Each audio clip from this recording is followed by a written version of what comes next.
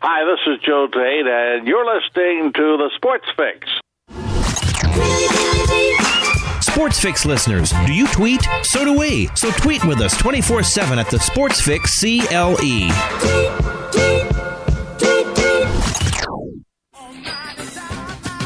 Business owners and professionals, do you want to take your business, your product, your team, your event to the next level? You want to advertise right here with the Sports Fix. Our listeners are among the most loyal listeners, terrestrial or internet. The Sports Fix universe is not only the radio show, but tens of thousands of fans on Facebook and Twitter. Email me, Jerry Myers, thesportsfix at AOL.com. That's thesportsfix at AOL.com. And let me help you swing for the fences and hit it out of the park right here on the Sports Fix. Portions of the Sports Fix brought to you by Fantasy Jocks. Looking to upgrade your league trophy? Check out fantasyjocks.com for championship belts, rings, trophies, and more. Live in Ohio, it's time to get your fix. The Sports Fix.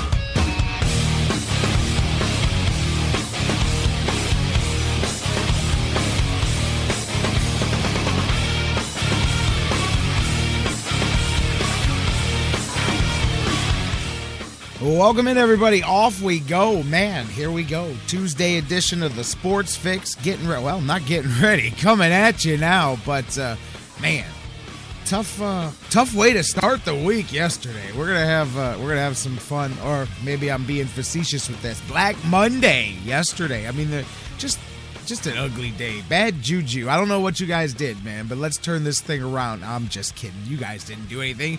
But, man, it was some bad mojo going around yesterday between the Cavs and worst case scenarios. We're going to get into it right off the bat. As we come off the air yesterday, the word comes in about the injury of Kevin Love being worse than people thought. And I will laugh at this. I will laugh at some of the things. I've talked to a lot of people last night. Of course, a lot of you guys, we do the social media thing and we talk throughout the evening and in the mornings and stuff like that.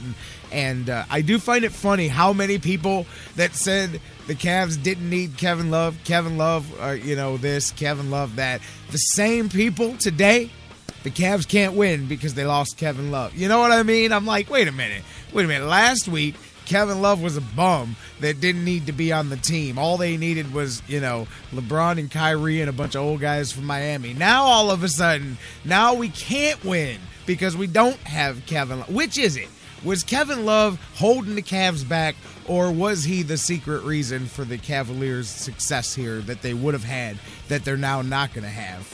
Because, they've got Kevin Love, who a week ago people were, I laugh so much. But we're going to talk about that here as we get going. Not funny, the diagnosis. And, Dan Wismar and I yesterday, I don't want to get too deep into it. We got to get the intro and all that stuff. But Wizzy and I were talking yesterday, and we were speculating about the potential for the torn labrum. And I mean, the last thing we said was, I talked to some people. We're hearing that this is not a cut and dry, just a bruise, just a dislocation, just pain and those type of things. And sure enough, as now Kevin Love will be out indefinitely, at least for another playoff series. We're going to talk about that. Meanwhile, at the same time, the Indians sleepwalked through that disaster. An hour earlier, it felt like it was 5 hours later because they sleptwalked through that one. It felt like late night Tribe Live. I mean, just no life. No life in that squad. And I'm not one of these guys, obviously you can't avoid what's really happening, but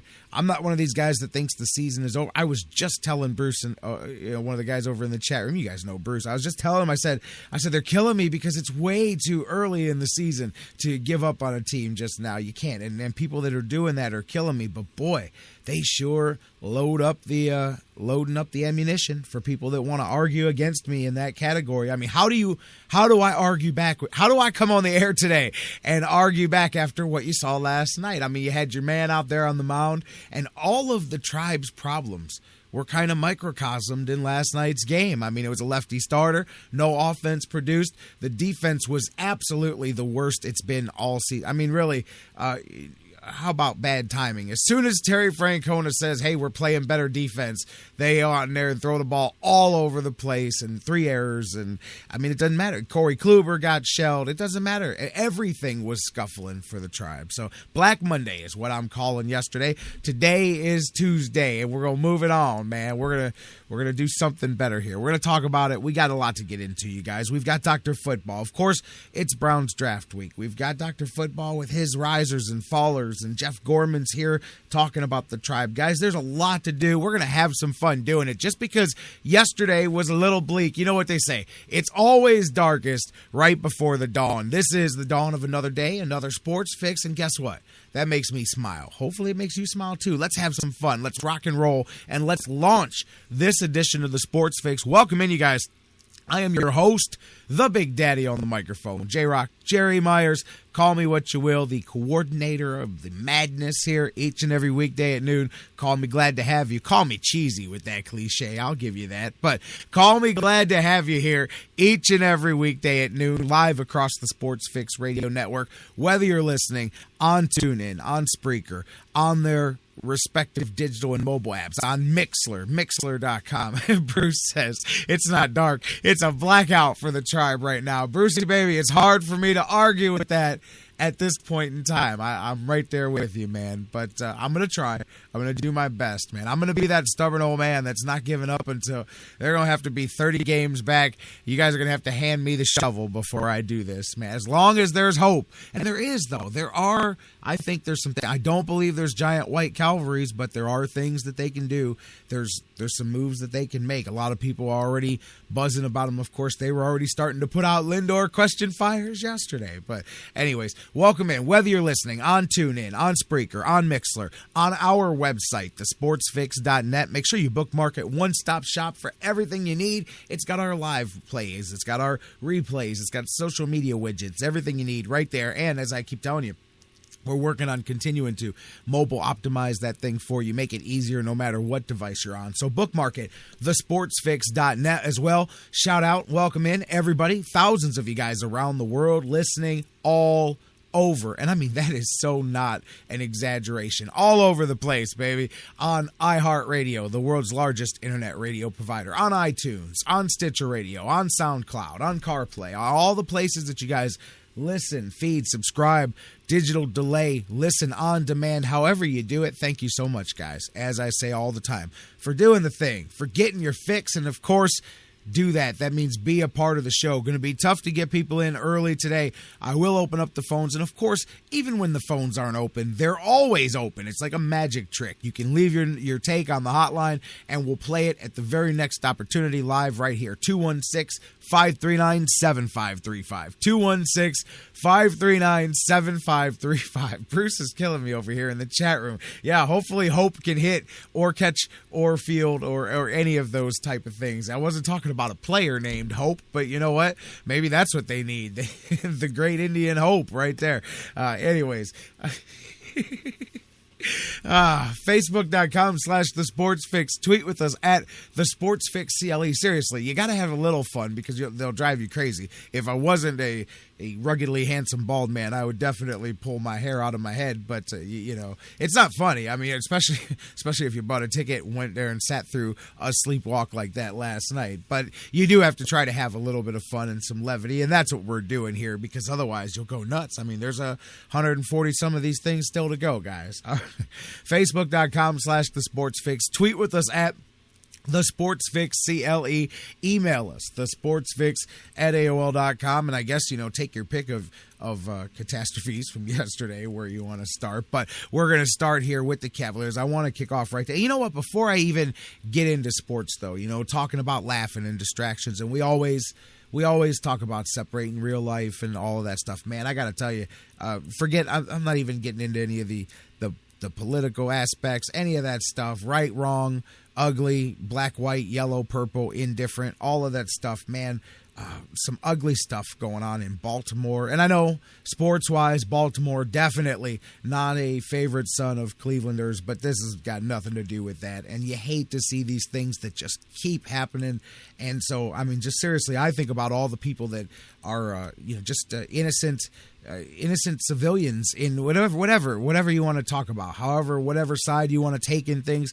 There's a lot of innocent casualties in this stuff from people and residents and businesses and just so many different things. And you just hate to see these things happen. And what's happening in Baltimore is just such an ugly slice into some of the bad problems we got going on. And you just think about it and pray for the people that have that, like I say, what I call the innocent victims and stuff like this, because nobody wins. Nobody wins. It doesn't matter what side of the fence anybody's on. Nobody wins, and it just gets uglier and uglier. But so my prayers for those people there, and I just wanted to mention that because we could sit here and talk. I'll tell you what, nobody in the middle of those things cares about somebody's torn labrum or whether the Indians can field a ground ball or whether the Orioles can field a ground ball for that matter. You know what I'm saying? So always keep that stuff in mind because, I didn't even think about it. I was jokingly using the euphemism Black Monday yesterday as far as, the old adage from the stock market. But sports, torn labrum, separated shoulder, whatever. I mean, that stuff's nothing compared to watching an entire city. And think about it. Baltimore's a 5-6 hour drive from Cleveland.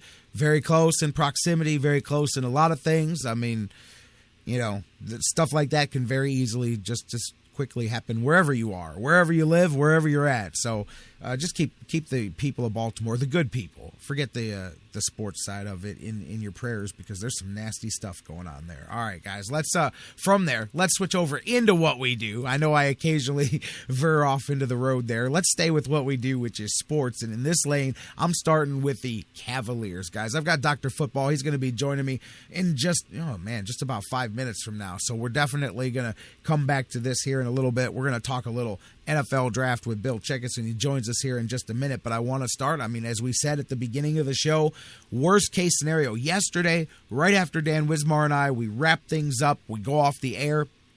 It was nothing but, 2 hours after we went off the air yesterday, about 4:15 in the afternoon, got word from the Cavaliers, the update on Kevin Love, and it was, as I said, the worst possible diagnosis, as I added an H there in that word, for what people were looking at with Kevin Love, as you found out that he not only had the shoulder dislocation and the bruising that comes with that, but he did indeed have the corresponding labrum tear, as well as the bruising on the head of his humeral bone there. There's going to be a lot of speculation as to what the back end of that is. You can speculate no further about the second round of the playoffs. The Cavaliers have officially wiped out Kevin Love for that. But I'm going to tell you now, I don't care what anybody says. Torn labrum is a torn labrum. Unless it is an absolute slight tear that he's going to play through and run the risk of completely ripping that thing open, I don't think he's back at all. I'm not talking about this round. I have a hard time seeing how he could be. Maybe an NBA Finals. Maybe I don't even know. It depends on what they rule needs to be done. If there's some healing that can be done without surgery, or maybe there's the possibility. But I've got to tell you, man.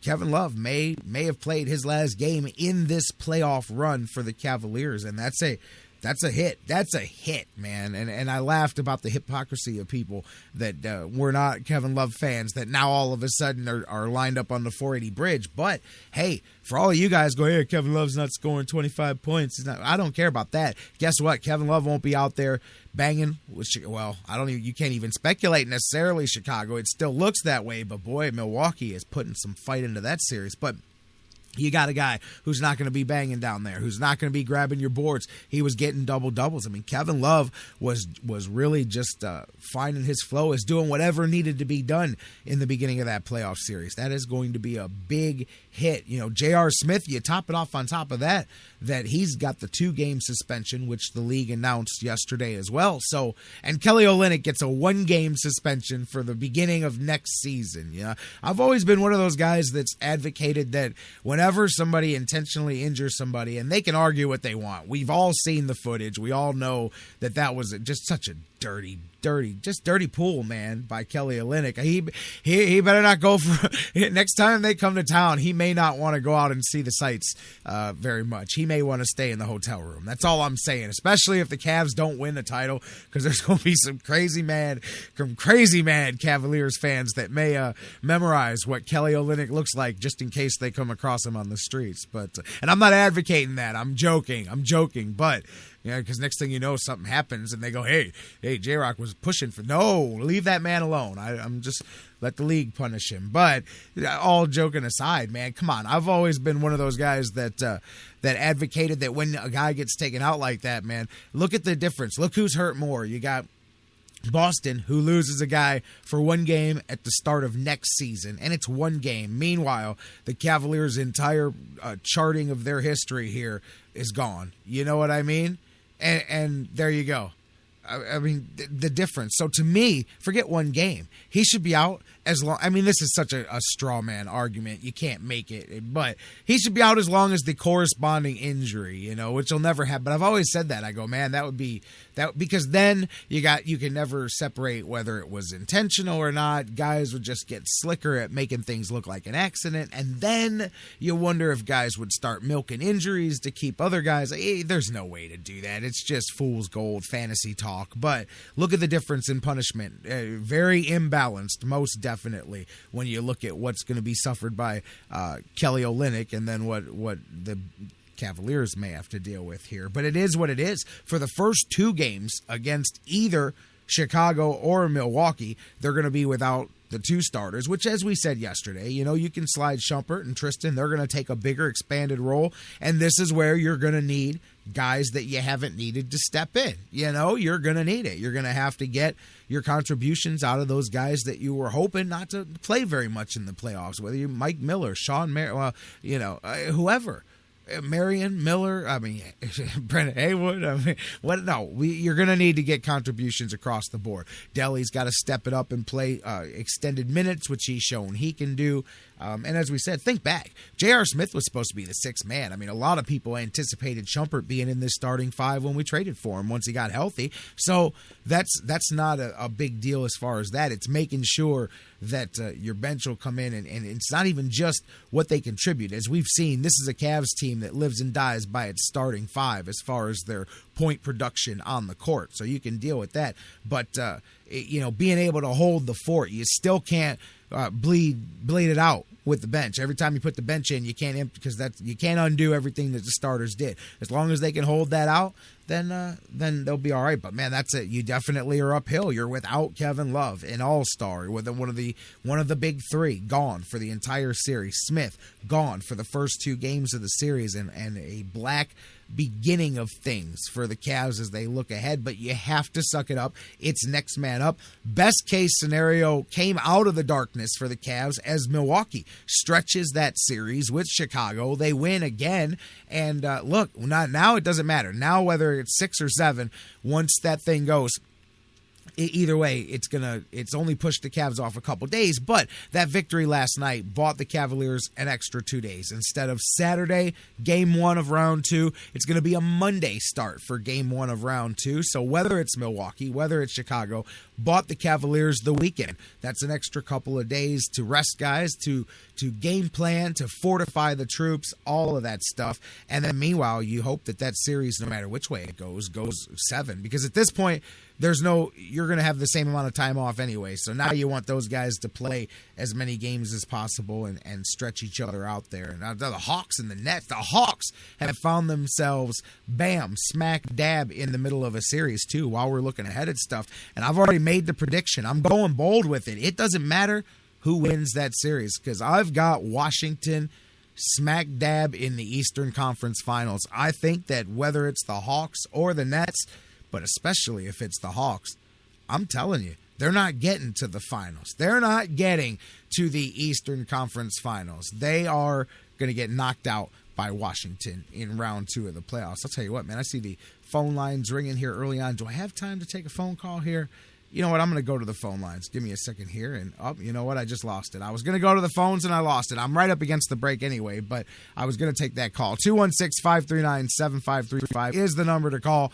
Leave your take on the hotline if we're not taking them live, and we'll get you through on the show here as we go. Talking Cavs. There's where things sit as it is right now. Cavaliers have this week to get things together, as I said, bolster the troops. We'll continue to watch these playoffs. Hey, we got some good matchups, by the way, coming up here for those of you guys that are into following the other playoff rounds. How about the series with the Clippers and the Spurs? Crucial game. Oh, coming up here, man, as that thing's now going to be a best of 3, baby, coming down the stretch. And a big one is coming up here late night tonight in Dallas and Houston as that series goes on.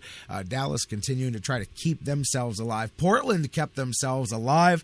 Memphis looked like they were going to sweep that one, but Portland was able to stave things off there as well. We'll talk some more here throughout the show. We'll take your calls. We'll get into that a little bit later on. We're going to switch gears, take a break. My man, Dr. Football, back with us here on the Sports Fix this week. We're going to get Bill check us in on the conversation as we are at draft week, baby. The Browns and the NFL draft. Everybody, not just the Browns. The draft is this Thursday. Bill's got his risers and fallers on his draft stock. Who he thinks the Cleveland Browns are going to select here in the NFL draft and more. We're going to talk about it next with Dr. Football, Bill Chickus. We're going to take your calls later on in the show, 216-539-7535. Jeff Gorman's going to join us from Indians101.com to talk about, whatever. We'll talk Indians, and he's going to try to talk us off the 480 bridge. We got a lot of things to get into, the news of the day, and so much more. Let's take a break, guys, and get back with Dr. Football. Bill Chickus in the house joins us next, talking some NFL draft and Browns football here on the Sports Fix. Introduced myself as low. She said, "You're a liar." I said, "I got it going on, baby doll, and I'm on fire." Took her to the hotel. She said, "You're the king, so be my queen, if you know what I mean. And let's do the wild thing." Wild thing. The Sports Fix? Who's this? The Sultan of Swat! Who? King of Crap! Who? Lost the Clout! The Great Bambino! We may not always know where we're going, but we do hit all the bases. Make sure your home plate for sports talk is the Sports Fix. The wait is finally over, guys. Baseball season is here at last, and the excitement continues all season long. Here we go again at DraftKings.com, the official daily fantasy partner of Major League Baseball. Daily fantasy means no season-long commitments, just instant cash, instant gratification. Why wait until the end of the season to claim victory when you can win huge cash every day? At DraftKings, it's like a brand new season every time you play. Just select 2 pitchers and 8 position players, stay under your salary cap, and you could be on your way to an enormous payday. Last year, Peter from Colorado won $1 million at DraftKings in one day just playing fantasy baseball. Hundreds of thousands of I have already cashed in at DraftKings. Now it's your turn, baby. Hurry to DraftKings.com now and enter promo code SPREAKER to play for free. You could win part of the $300 million. Yes, I said $300 million in prizes being awarded this baseball season. Use promo code SPREAKER for free entry now at DraftKings.com. DraftKings.com. That's DraftKings.com. The Sports Fix is on iHeartRadio. Download the free iHeart app today. Subscribe to the show and get your fix. I'm Little Teapot, short and stout. Here is my handle and here is my spout. No, Dad, like this. When I get all steamed up, then I shout, tip me over and pour me out. This is WWE superstar Roman Reigns. The smallest moments can have the biggest impact on a child's life. Take time to be a dad today. Visit fatherhood.gov, brought to you by the U.S. Department of Health and Human Services and the Ad Council. Fantasy sports lovers, you put so much time, hard work, and effort into playing week to week that it quickly stops being a fantasy and starts getting real. Real time spent making real decisions, creating real victory. I'm the greatest man in the world! And when the smoke clears, you want to show off those victories with a real prize. I mean, a really real prize. Yeah. Nobody does that like Fantasy Jocks. The crew over at Fantasy Jocks have beautiful, high-quality, and heavy-duty championship belts, rings, trophies, and so much more for all your fantasy sports needs. The trophy's 12 feet high, and it is glorious. Football, baseball, hoops, you name it, they have it. Plus, they have awesome draft kits and party supplies to make all your preseason activities the envy of everyone. If your league needs a ring, belt, or trophy, or you want to upgrade what you already have, there's literally only one place to go. If you're going to be a fantasy jock, do it right. It's mine, the most magnificent belt ever created, and it's mine. With America's fantasy sports superstore, fantasyjocks.com. What's your fantasy? No football? No problem at Harry Buffalo North Olmsted. From their awesome Wing Mondays to every single Cavaliers and Buckeye Hoops games in full HD, the excitement never stops. Every day of the week brings a different set of food and amazing drink specials. Fight fans, Harry Buffalo North Olmsted is the home for every UFC pay-per-view live on the big screens. And let's not forget their mouth-watering trademark, the Bison Burger. Nobody does bison like Harry Buffalo. The perfect combination of healthy and delicious. What are you waiting for? Get to Harry Buffalo, just outside Great Northern Mall today. Harry Buffalo. Join the herd. Now, back to the Sports Fix.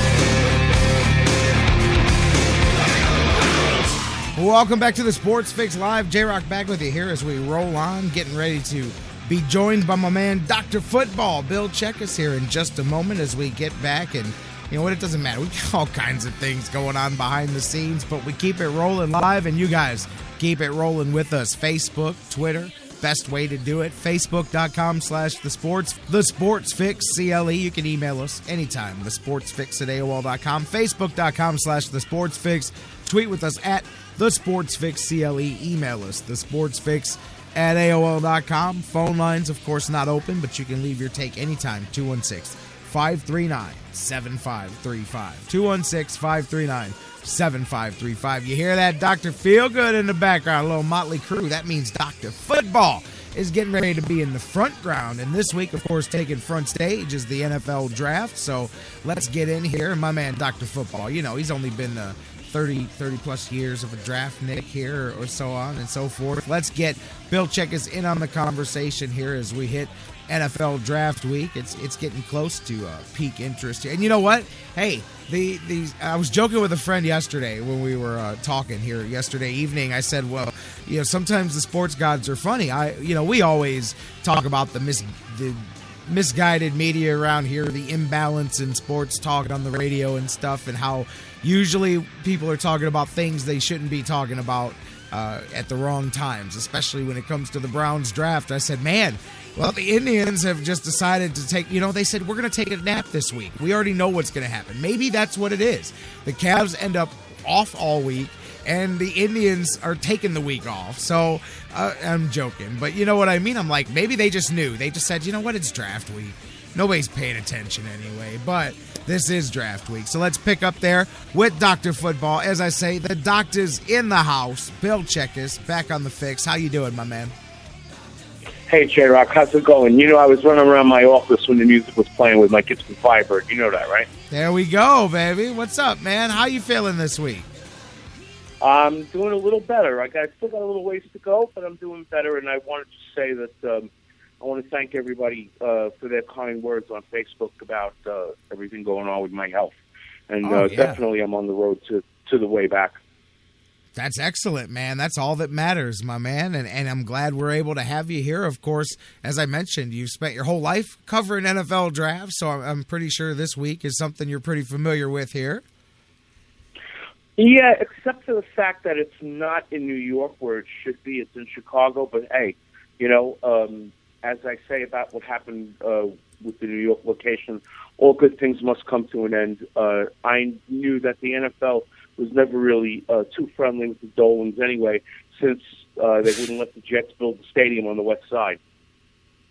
So there you go, man. Yeah, they did move it here, and it's interesting. A lot of little things like that. I want to get into the meat of the matter. So many people talking about what are the Cleveland Browns going to do here this year. I'll tell you guys, I saw, Tom Reed today in the Plain Dealer, and I can absolutely sign on with what he said. And since it makes so much sense, it can't possibly be what the Browns are actually going to do in the draft. But I was really hoping 2 weeks ago, and Dan Wismar and I kind of got into this yesterday, Bill, but I was hoping that you could really get Rashard Perriman maybe at that 43 pick, which I thought the way people were talking a couple of weeks ago, that may be possible. Then he goes and drops the 4.2 at the 4.26, I think it was, at his pro day, and he's just rising up the boards. I had him at 5.6, somewhere in that area anyway. Now most people have him just underneath the top three receivers. There's no way he gets, I'll tell you, he may not get out of the first round. So the Browns, if they're interested, they may have to take him at 19. I would be all about, as Tom Reed said, Danny Shelton at 12 and Perriman at 19, and I would call that a very successful first round. I'm very high on the NFL prospects of Perriman, but what are your thoughts there, starting with that, and is that something that you feel is feasible? What do you think about Perriman? Well, I think it's feasible. I think he would be a good fit, but let me throw a question at you. What if what everybody else is saying is true, that the Browns are going to trade up and get a quarterback, and both Mariota and Winston, oh my God, please don't pick Winston, but both Mariota and Winston are off the board. Let me tell you something. Brett Hundley's not a bad pickup. Maybe he should be the guy they're really going for, to be honest. Well, I got to tell you, I do think that they're going to go for a quarterback, but I don't think they're going up top. I don't. I think that they've decided that the price is far too heavy to pay for what may or may not pay off. And I just think that if the Browns had not made the Manziel risk last year, and I'm not saying that, I had my opinion that he wasn't worth the draft pick, but they played that shot. And to me, if you don't gamble last year, then you can gamble this year, and you could gamble on Mariota. And that's why I was so surprised when they went Manziel last year, was because everybody had kind of been led to believe, and Ray Farmer even brought this up, that everybody says Mariota's his guy because he's been talking about him for a couple of years. But it's true. He has been talking about him for a couple of years, which was why I thought they would avoid a quarterback early last year if they didn't go way up top, and perhaps be looking at Mariota in the 2015 draft. So I was really surprised because they went for a projection with a different guy. And I'm like, well, if you're going to... So I think that it's too big of a risk to do it back-to-back years. Not to do a quarterback back-to-back years, but to take a projection, which is what everybody says Mariota would be, is a projection. He's got a little bit of work to do. He's going to be a project that you're going to have to develop. So I just think that they kind of made it where they can't take that risk, and I just see them coming out of this thing with a couple of players. But you know what? Maybe that's exactly what they want people to think, but I just think Ray Farmer, you say what you want about him, he's not that unintelligent that he's going to give away the farm unless he is 100% convinced that that's the guy. And if that's the case, if he was 100% convinced on Mariota, he would have never drafted Manziel last year. He would have waited one more year. He had Brian Hoyer in the wings that could have easily bought him through one season, as we saw. He did not have to draft Mariota. And even if Jimmy Haslam wanted him, if he looks Jimmy Haslam in the eye and says, Jimmy, this kid Marcus that's coming out next year, he's the real deal, and I'm going to go get him. He would have never went after a quarterback if he was that much of a believer that Mariota was plug and play. So that's why I'm not buying that they're going to go make that move. Well, what if they don't move up, but they stay pat and they grab a guy at 12? Because when you think about it, Jerry, okay, Bryce Petty and Sean Mannion are going to be there, as will be Garrett Grayson. Garrett Grayson probably won't get picked out in the second round. Are you saying they're going to get one of those mid-range, maybe they turn in? No, they're not going after anybody like that in the first. I have to disagree with you there. Not a chance in the world. And I would fire myself and Ray Farmer instantly if I was Jimmy Haslam, if they drafted any of those quarterbacks anywhere in the top half of the draft. Come on, man. I mean, I wouldn't use anything higher than a third-round pick at best, maybe a fourth-round pick at best on any of those other quarterbacks. Petty, Hundley, Grayson, any of them. None of them can come in the NFL and play today. None of them can even play a pro-style offense. Not a chance in the world that if they're that stupid, then the Browns have absolutely the dumbest general manager in football. That's my honest opinion about that. I don't want to spend 12 on Mariota, let alone on Bryce Petty or one of those other guys, man. No way. You take Danny Shelton and you stop people from running all over your defense. And then you get a wide receiver and an offensive lineman, and that should be 12, 19, and 43, or an edge rusher. I could see that too as well. It just depends. Hey, man, let's start there. Jump off the Browns for a second. Speaking of rushers, how about Missouri Tigers, Shane Ray? This kind of shakes up draft boards a little bit as he's busted with the marijuana charge here. I'm curious, what do you think, how much or any of an impact is that going to have on Shane Ray's draft status? Well, I'm not even sure he was invited as far as being in the green room. I know a lot of guys. No, but he's going to go early. You know, he's definitely an early guy. He's not going to go that early. He's not going to go that early. You know, I think Leonard Williams will go before that. Yeah. I think Fowler says he's the number one guy in the whole draft. I think he'll go before that. You know, I think Dupree might go early in the second round. The wonderful player from Kentucky. I like Vic Beasley from Clemson a lot, but not until the middle of the second round. You see a lot of guys at 43 that they can pick up. Oh, yeah, absolutely. But, I mean, I definitely thought, he had the injury concern too, but I definitely thought Shane Ray was a second-day guy for sure, probably early on the second day. This may drop him down, you would think, into perhaps that. I don't know. How far down do you think that's going to drop him? Third round, fourth round? He could go all the way down to the fifth round at this point. Really? You may not hear him until the middle of Saturday when they do this cockamamie what they're going to do outside in Grant Park. Well, yeah. So, who knows, man? That's interesting. That would be an interesting value pick at that point because that's a guy that will quickly start to rise up the value boards as he falls down the actual draft boards. But definitely financially a bad week for Shane Ray. Definitely the wrong time to get caught with. Hey, man, we talk about it all the time. I mean, these are you don't want to use the term kid when you're talking about, guys, they are young adults. They are definitely still responsible for themselves. But, man, those are those lessons you learn that, if that happens to somebody who's his age who's not a football player, it's a pay a fine and be out the door. But, man, that could end up costing you potentially millions of dollars down the road. Let me give you two other names that the Browns should be looking at 43.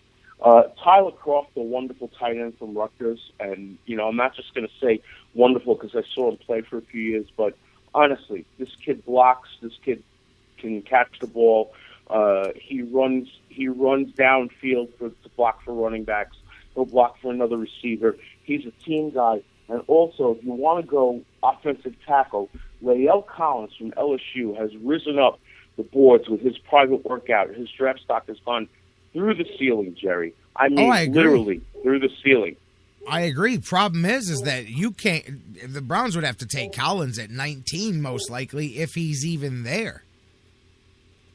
He won't be there at 19. If they could move up that 19 pick for a few other picks, they could probably get him around 15, 16. That's what I was thinking. Yeah, he won't be there at 19. Yeah, I said if they're going to go offensive tackle or offensive lineman there at 19, I'd love to get Collins, but I think Humphreys is more likely to be there at that point. But either way, you know what? I dig. There's one thing that Ray Farmer, you can see fingerprints in a draft. And I know that there's all those questions about the first round. But, by finding a guy like Bitonio, he showed me that in the trenches, certain guys can just find certain positions, and I think that he's a guy that can find good in the trench guys in the middle of the draft, and I think that he can easily find another Joel Bitonio type, perhaps in the fourth round of that draft. Well, you're looking at somebody like A.J. Cann from South Carolina. who's got a lot of talent, but his stock has dropped a little bit lately. Also, because of some bad grades, he was told not to show up to spring practice to stand on the sidelines because he had some bad grades first semester. So they were a little annoyed with him, and they told him to stay away from the team and to not project a negative influence. And I quote, "Not project a negative influence around the team while he's waiting for his draft pick." Exactly how I heard it. You're listening to the Sports Fix. This is Dr. Football, Bill Chickus. I'm J-Rocc. We're talking some NFL draft here this week. And you know what? Let's pause there for a minute and let's rewind to the top because we get going and you and I hadn't talked in a couple weeks. So boom, boom, boom. We're just throwing names out here, rapid fire. Let's pause and go back to the top of the draft, beyond the Cleveland Browns. I got your text here as we were getting ready for things before the show about all the questions about will Winston go number one, and I don't really understand a lot of that speculation either because I think to me that's a no-brainer. I mean, that's a team looking for a quarterback. That's a Florida team and a Florida State quarterback. You can't have any more of a match than you've got there. I don't get the crazy talk that there may be some type of maneuvering going on. This is my honest take, and I guess I could say this because we're on internet radio. But anybody who feels offended, please accept my apology ahead of time. Anybody who cannot keep it in their pants does not belong in the green room on draft day, and that's just me. Maybe I'm wrong, but you just don't pick a guy like this at the top of the draft. He has too many issues. As good a player as he is, as good a stud as he is on the ball field, he thinks too much of himself as a stud off the field to take that kind of a chance. You know what? You and I have very, very similar opinions on some of those things. And you know what? With him, see, I always say you've got to be able to separate, and I can't either. Hey, look, I only know the reports of what we know and what we hear too, but I always say good character, bad character, those are you hear those terms so much at this time of year, but there's a difference between the guy who's not paying his parking tickets, the guy who, cheated on his tests and stuff. Does he have character issues that way? Does he commit crime? There's a lot of different issues, because I hate it. I mean, I know, look, I'm midway through my 30s, and I know with just my limited reference frame in life how much you change in a matter of 5 years, 10 years, 15 years, your thought process, your maturity level, all of that stuff. I hate the thought of holding people their whole lives responsible for mistakes they make early, because I think, my goodness, I would not be sitting here right now hear me out before you think you know where I'm going with this. I wouldn't be sitting here right now talking to you, Bill, listening. You guys wouldn't be listening to me. I wouldn't. None of this stuff had I been held to the mistakes that I made earlier on in my life. And I think all of us could say that for the most part. Very few of us that doesn't apply to. So I always try to keep that open. But I hear you on that at the same time. I mean, obviously, there are so many huge red flags. But I remind you this, and this is not my choice. This is by the choice of the world. The NFL is not, as much as they're gonna act like it now, they're not chock full of people who really care too much about a lot of these things other than what can you do for me on the football field. And to me, when it comes to the number one pick in the draft, these people don't care about anything other than what can you do for me on the football field, man. And I agree with you, but I don't think there's a chance in the world that he was not going to go number one. I mean, look at the value of quarterbacks. A few years ago, they convinced, and when I say they, I mean the national media, they convinced the world and the Cleveland Browns that Brandon Weeden was a first-round quarterback. You know what I mean? Like, come on. I mean, when you can convince the world of that, well, what are we doing here? Because the premium on quarterbacks goes ridiculously high. It's insane. It's insane. You were just and you're right. There's some people, I've actually heard some people use terms about guys like a Petty or a Hundley or a Grayson.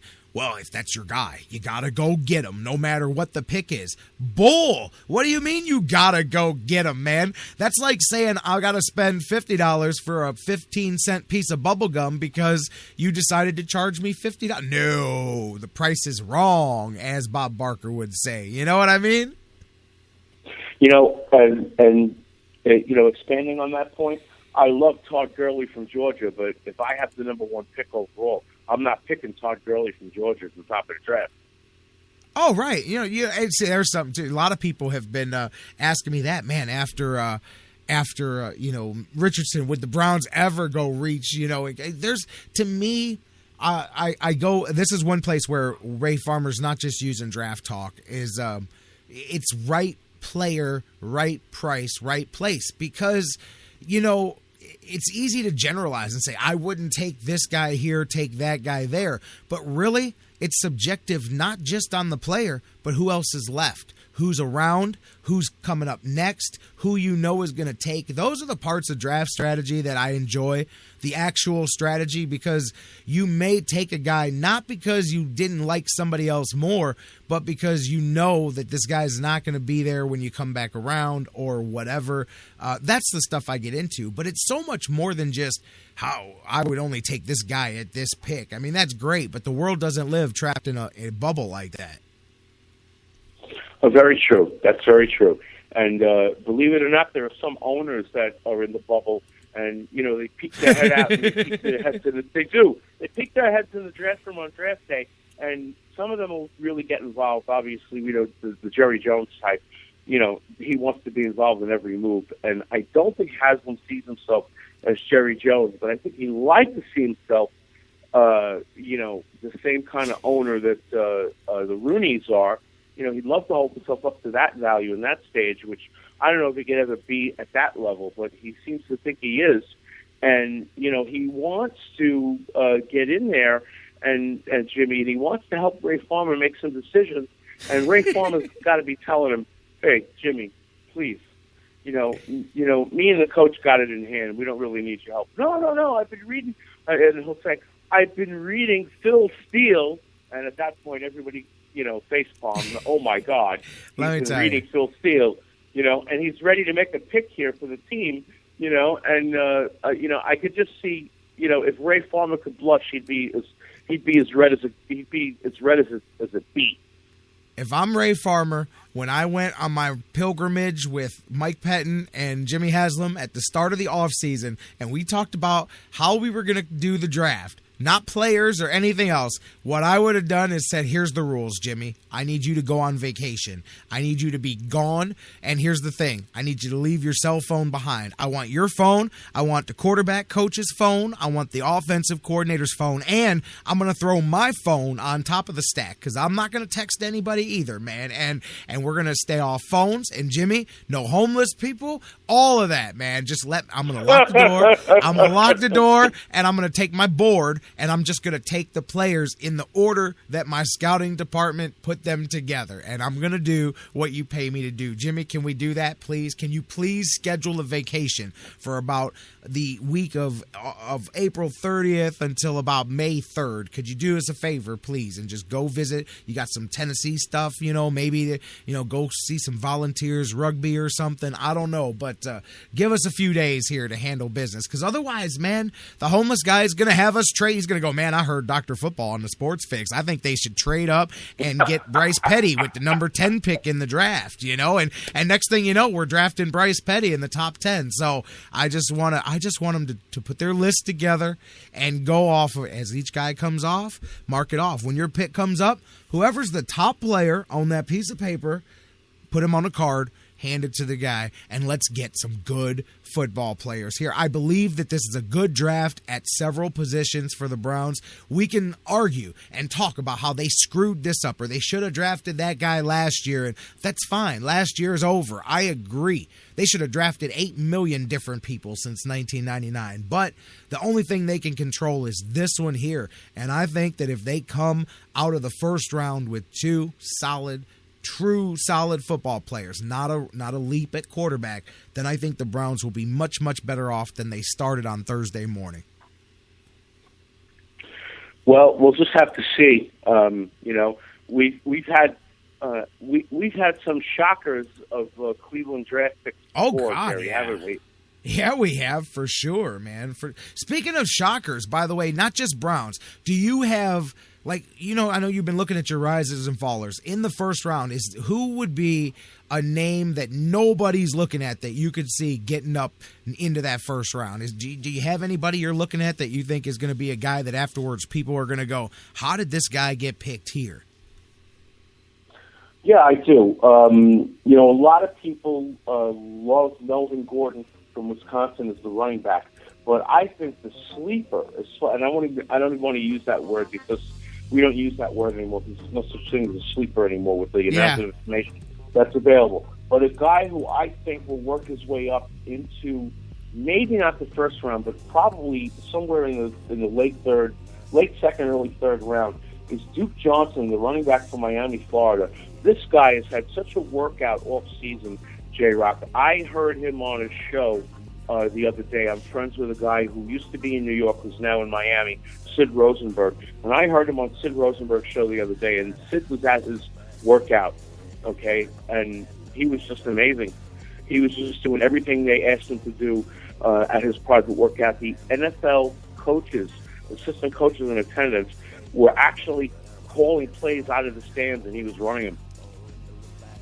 See, that's always something interesting there, too. People don't figure in that transition and that ability. I mean, you guys saw it firsthand with Manziel. It's not just the physical talents, man. It's being able to do it. But yeah, okay, so that's an interesting name because, of course, people are talking Gurley, people are talking Gordon, and I'm an arguer for the Browns picking up another running back in this draft. Like, again, right price, right place, all of that stuff. But I am in the camp that I want to add to the pile of what we've got. Just because we've got a couple doesn't mean that you can't continue to, as Ray Farmer says, push competition or whatever at the position. But Duke Johnson from Miami, he's a smaller guy. What was his 40s? About a 4.5 40 or so. But yeah, he definitely he showed some good stuff. He was averaged about 7 yards a carry last year and did some stuff there for Miami. But a lot of people dropping him a little bit because of that combine time. But as you said,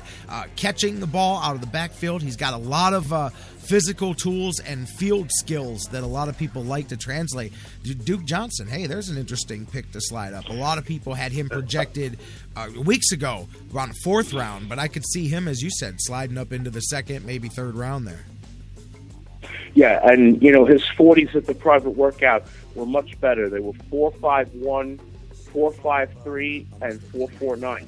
I've got one for you, since you said running back, and I'll go one that I think this would be an interesting one if I was the Browns and he was still around in the fourth or fifth round, and that's the kid from Northern Iowa, David Johnson, man. He's 6'1", 225, similar 40 time as we were saying there, but I don't know, man. I've seen some comparisons to Al Morris, to Zach Stacy. Now, of course, Zach Stacy's up and down, but I mean, Alfred Morris that's an interesting comparison there, man. And he's a wide receiver turned running back. As we saw, the Browns tried to go the opposite way with Greg Little a few years ago and turn the running back into a wide receiver. But a wide receiver turned running back, that's interesting because they say that Johnson's got the legs of a good running back, but of those good hands and the ability to catch it and run routes. I mean, he could be killing linebackers and running some routes there. It's very interesting there. David Johnson is somebody I would definitely consider a sleeper. As you said, that term doesn't exist, but a sleeper pick there for somebody to perhaps go up and grab, and people go, hey, wow, where'd that guy come from? Because I think that he has an NFL skill set for sure.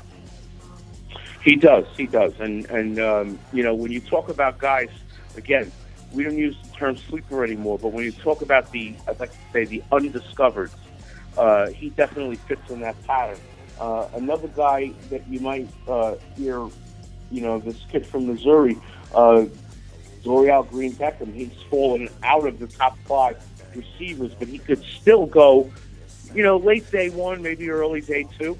Don't be surprised because he's also tried to do a lot post-combine to bring his numbers up, and he's had 2 private workouts, not just 1. He did 2. See, he to me is a very interesting question. We talk about these character issues looking at a guy like Winston, different guys in the draft all over. We just mentioned Shane Ray. There's another one. Beckham's got all kinds of character issues and questions and trouble. Talent out the wazoo. But, hey, the last time I heard that scouting report, his name was Josh Gordon, and I'm not joking. That was the scouting report, if you remember, on Josh Gordon, was first-round talent, all-pro, special physical talent, but he's got this issue and that issue that he's carrying over. He failed this drug test, he did that, but the talent made it worth the risk, and I see Josh Gordon written all over Dorial Green Beckham there, and that's why I jumped on the Perryman wagon weeks ago, and now everybody's on it. And again, I think the Browns would have to literally take him at 19 to get him now, but Brashard Perryman, I think, is a great, plus he's big. There's a lot of guys, though. A sleeper wide receiver. I like Devin Smith as a sleeper for the Browns, although he's a smaller guy. I'd love to see them get a bigger wide receiver so that they could have him learn from a guy like Bo while he's here. But anyways, those are my thoughts on that. Dr. Football, anything else before we call it a day and the Browns commence to draft in on Thursday? I want to tell you this, J-Rocc. If you want to get me back in a little bit on Thursday, I'm definitely up for it. But and I can give you some up-to-the-minute stuff at that point. But don't be surprised if you hear more than one offensive lineman in the first round, okay? A lot of people are still talking skill player this and skill player that. The league is definitely in tune with not drafting as many skill players and drafting more offensive and defensive linemen simply because they don't cost as much. And the owners claim they're taking a hit on whatever they're taking a hit on these days, that they're not making enough money, that they can't pay for this insurance plan for the retired players, and they can't make sure that the current players, have insurance for more than 5 years after they leave football. So they're claiming they're taking a hit on that, they're taking a hit on this. They got to put money aside to pay these lawsuits when they come through, if they, get heard in favor of the plaintiffs. So the league is talking about, downsizing their cap and their contract numbers, not rising them. So these guys that are going to be in the green room on Thursday night, if they think that they have a really big payday coming, it's only slightly bigger than an average payday. Oh, I hear you. And talking about the offensive linemen, I think that the league, for all the talk of skill players, the smart general managers, they look at the example of the good teams, and I think that those teams love drafting those interior linemen in the first round because you don't get fired. You don't screw that pick up. You know what I mean? You draft Nada. You draft, your big Zeus Jones, whatever. You draft your guys in the first round. I mean, those are the safe picks. They're not pretty. People aren't running out to buy number 2 jerseys for that offensive tackle. He just anchors your offensive line for the next 10 years, and you're still the general manager when he retires in 10 years. You know what I mean? Yep, I do know what you mean. And if you want to go local, or as local as you can get, a sort of an undiscovered, but he's on the boards now at offensive tackle, is T.J. Clemmings from Pittsburgh. And I saw this guy a little bit because I had the Big Ten package here, last few years, and I saw him move around a little bit. And he does know how to protect the quarterback, whether he's moving in the pocket or whether he's scrambling for his life, or whether he's actually staying in the pocket long enough to complete a pass. Interesting. Keep that name in mind. All right, Dr. Football, Bill Chickus, thank you very much for checking in with us, and it was good catching back up with you, and we'll see what we can do about talking some more during the draft. All right, man, J-Rocc. You be good, be cool, and you guys in the chat room behave yourselves. It's always a pleasure. All right, my man, Dr. Football, be safe, my friend. You got it.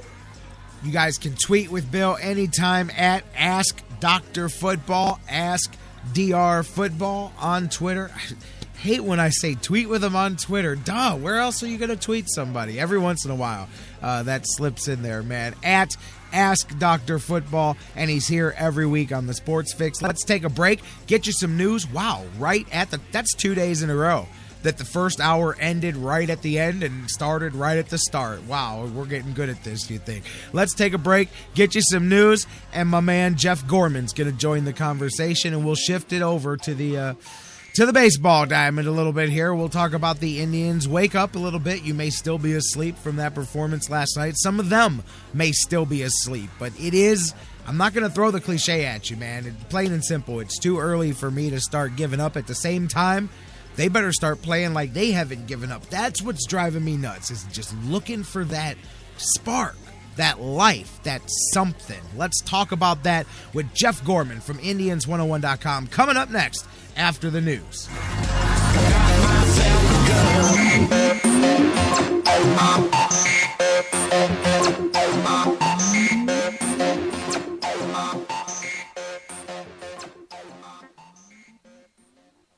The Sports Fix, your choice for intelligent talk. I'm expecting a very important delivery at the house, so could you please call me if it arrives? I'll give you my cell number. 401-555-1125.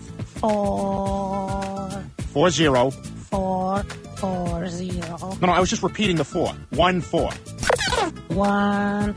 14. Intelligent talk. Okay, 1125. 1125. 155. I'm not giving you quantities of the numbers. I'm giving you the numbers. 1125. Those are the last 4 numbers. Oh, I see. 1125. Yes. All right. Now read the number back to me. Let me get my pen. The Sports Fix will be right back. I'm Tyler Zeller, and you're listening to The Sports Fix. Today on Save on Taxes, we ask 100 people what costs less than filing your taxes with IRS Free File. A car seat. Oh, a pair of shoes. The correct answer is nothing.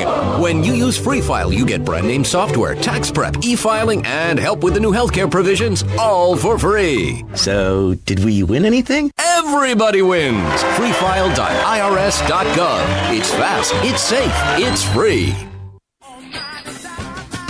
Business owners and professionals, do you want to take your business, your product, your team, your event to the next level? You want to advertise right here with the Sports Fix. Our listeners are among the most loyal listeners, terrestrial or internet. The Sports Fix universe is not only the radio show, but tens of thousands of fans on Facebook and Twitter. Email me, Jerry Myers, thesportsfix@AOL.com. That's thesportsfix@AOL.com. And let me help you swing for the fences and hit it out of the park right here on the Sports Fix.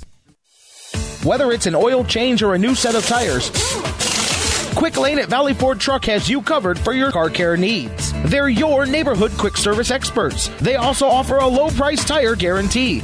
Choose from 13 brands, and if you find the same tires at a lower price within 30 days, Quick Lane at Valley Ford will refund the difference. 5715 Canal Road, right under the 480 bridge in Valley View. Come see why life is better in the Quick Lane. QuickLane.com/Valley Ford Truck.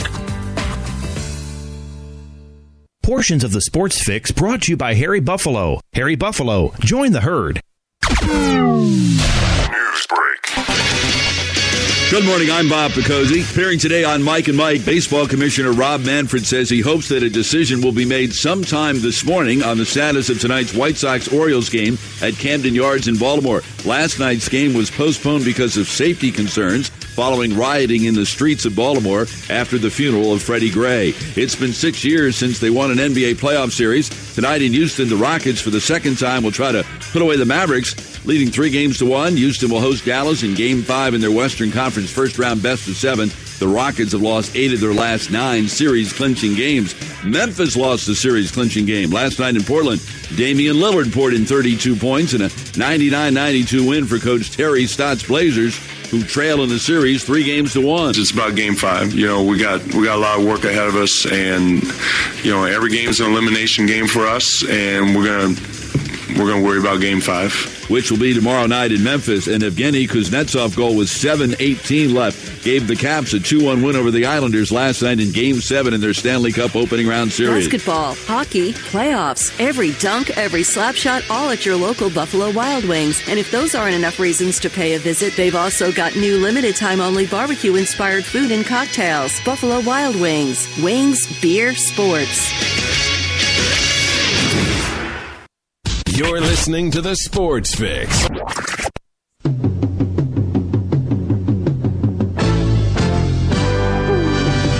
Indian fever, it's Yeah, you know what? I had to change that because the fire is. And listen, I'm not giving up, but the fire is not catching fire with anyone. The fever's not burning with anyone. Welcome back to the Sports Fix. I literally had to pull the plug on that one. I said, no. Welcome back into the Sports Fix. Again, I'm all about it, but there is no fever. That's what's got me so frustrated. There's no fever. There's no fire. There's just ho-hum. And, man, that's the part that's really unacceptable, guys. Let's get back into the flow of things. Welcome back to the Sports Fix, Hour 2, getting going here. J-Rocc back with you here. Jeff Gorman's going to join me in just a moment from Indians101.com. But before we do, quick couple of updates. As we started the show, here we come full circle. I was trying not to be the wet blanket. Told you guys I didn't see any possible way Kevin Love is playing in these playoffs again for the Cavs. I'm not the only one with that opinion. David Griffin just met with the media, Cavs general manager. He said the same thing. Highly unlikely that Kevin Love returns to play at any point in the NBA playoffs. A huge blow for the Cavaliers. But as I said, when I heard torn labrum, I mean, I know. I tore it myself. I know the labrum is an intricate little deal there in the shoulder, man. And I said, man, unless it's a slight tear and they're going to play through it and risk it, and there's no way. He's got free agent concern. Look, you might not like it. I may not like it, but that's in his mind. We can't tell him not to worry about that stuff. So, he's going to do what's best physically. They have to. So Kevin Love, I said, man, I don't know how people are saying, oh, yeah, Kevin Love will be back. Yesterday it was, he said he'd play in game 1 if he could. No, he's in trouble here, man. He may need surgical repair, too. We don't know about that. But David Griffin, again, confirms that it's highly unlikely Kevin Love will return at any point in the playoffs, no matter how deep the Cavaliers go. And that is a huge blow, for sure, to the Cavaliers' playoff hopes. Is it the big blow? No, but it's going to be big. This is where Tristan Thompson's really going to earn that money that he's getting ready to cash in on. He talked about betting on himself. Well, this is where he'll really earn it because he's not going to be able to hit the threes that Kevin Love hits, and he won't stretch the floor, but he's going to need to pick up those 12, 15. Actually, man, he's going to need to be a 15-rebound-a-night guy to pick up his slack and Love's slack, and Mozgov's going to play extended minutes and more. Again, it's a team effort. It's next man up, all those cliches that we throw out there. But now the journey has got even tougher for the Cavaliers. Also, a bit of an update from the news. They had confirmed they are going to go ahead and postpone that game tonight in Baltimore because of the rioting that's going on that we talked about earlier. In the news report, they said that there was still some talk about whether they would, but since that was put together, they have decided that they will postpone the second consecutive game. All right, J-Rocc here, going back to catch up with the news. Now, we'll catch up with Jeff Gorman from Indians101.com, and hopefully we can have this conversation and keep you more awake than the Cleveland Indians appeared to be last night as they slumbered through another loss. As Bruce just said in the chat room, and Larry, that's the thing, is they're not even exciting right now, and that's the part that's driving me crazy. If you're struggling and the effort's there and it's not coming together, I'm with it. And sometimes you're just a team that can't win. That this team, to me, doesn't fit that description, but they also are not exciting at all. There's just very minimal energy, and it's hard. Maybe it's hard to manufacture it when it's not there, and that's why I make the arguments for some youth, only because, yeah, you'll get some of the mistakes that come with youth, but you'll get that energy that comes with it too. Who knows? We'll pick that up with Jeff Gorman. Jeff, my man, from Indians101.com. How you doing this afternoon? I'm doing great, J-Rocc, or maybe I should call you DJ Rock after that great Indian Fever Sure Shot mashup you put together. I mean, I had to do something there, man, because I heard do, and I'm like, no, the fever is not burning. The fire is not burning anywhere right now, and that's the sum of our whole problem. Right. A fever is usually hot, and this team is definitely not hot. No, absolutely, man. And, I mean, let's talk about last night. Start there. Again, just a game that – and you know what? Here we go. Whether it's Detroit and now here's Kansas City and Chicago's done it. We've seen throughout – lots of problems. I mean, we can go offense, defense, pitching, whatever way you want. But the the knockdown inning, man. In the one or two strong victories this year for the Tribe, they've had it. But in most of the losses, no matter what team they're playing, the Indians will come back. Whether they're like last night, you're down 2, you come back with the Aviles home run, you tie the game. They've shown the ability to hang early, to get back in the game, and whether it's a tie or whether they take the lead, one of their problems has been immediate follow-up by the opposition. And here we saw once again Kansas City did the same thing. Cleveland, boom, gets the shot, ties the game up just like that. We're looking like, okay, let's see where this goes. The next inning, Kansas City came right back, put a 3 spot on the board, and for all intents and purposes with this offense, that game was over. And that's the frustrating thing. I mean, it doesn't seem like, it's not like we're losing 10-1 every night. You can see how close we are and how, victory can be within reach if you're executing and if you're moving runners along and coming up with timely hits. And last night was a great example. I mean, they gave us 5 walks in the first 5 innings. And if you're, a team that's hot, that's aggressive, you make them pay. You jump on it and you just make them regret every single one of those extra base runners that they give you. But no, it's just a team that's not getting the timely hit, that's not coming through in the clutch. And like you said, sometimes they'll scratch their way back into a game, and then immediately they give up that lead. And it's like this team just isn't picking each other up, not on defense, not on offense. The pitching, really nobody's helping each other out. It's just a bunch of parts that aren't working well together right now. You know what? That's a really great description. They're not picking each other up. You really kind of summed it up there. It's like a bunch of individuals, and some of them are trying hard. It's not like guys aren't trying. It's not like they're just rolling it out there, but it's a bunch of individuals, it feels like, each trying to do it themselves, and it just does not feel like a team. And you said, not picking each other up. And last night, you could really just microcosm what's been going on, because it's a shell of everything there. You had the left-handed pitching problem. You had the offense problem in general, the inability to stop the team once you have got yourself back in the game. And then defensively, I would say last night, easily the worst defensive performance of the season. Right, and that's really, you talk about unsung heroes. Defense is really kind of the unsung goats. People aren't really talking about how bad the Indians' defense is this year because it was such an obvious problem last year.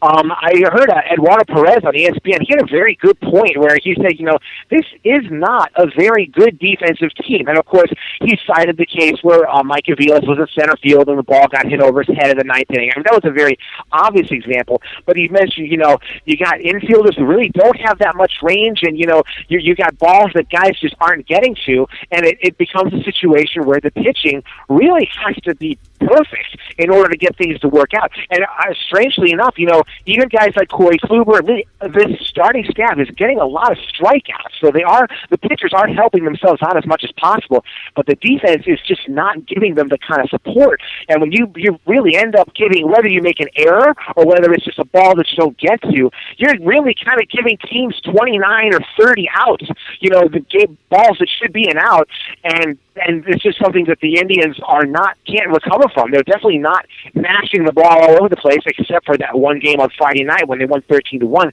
This is a team that is not out hitting its defensive mistakes or even its defensive shortcomings, and it's really putting a lot of pressure on the pitching, not just Kluber, but even on the pitchers who are succeeding. Guys like Trevor Bauer, guys like Danny Salazar, who have done well, but they've had to be well-nigh perfect in order to overcome the rest of the team.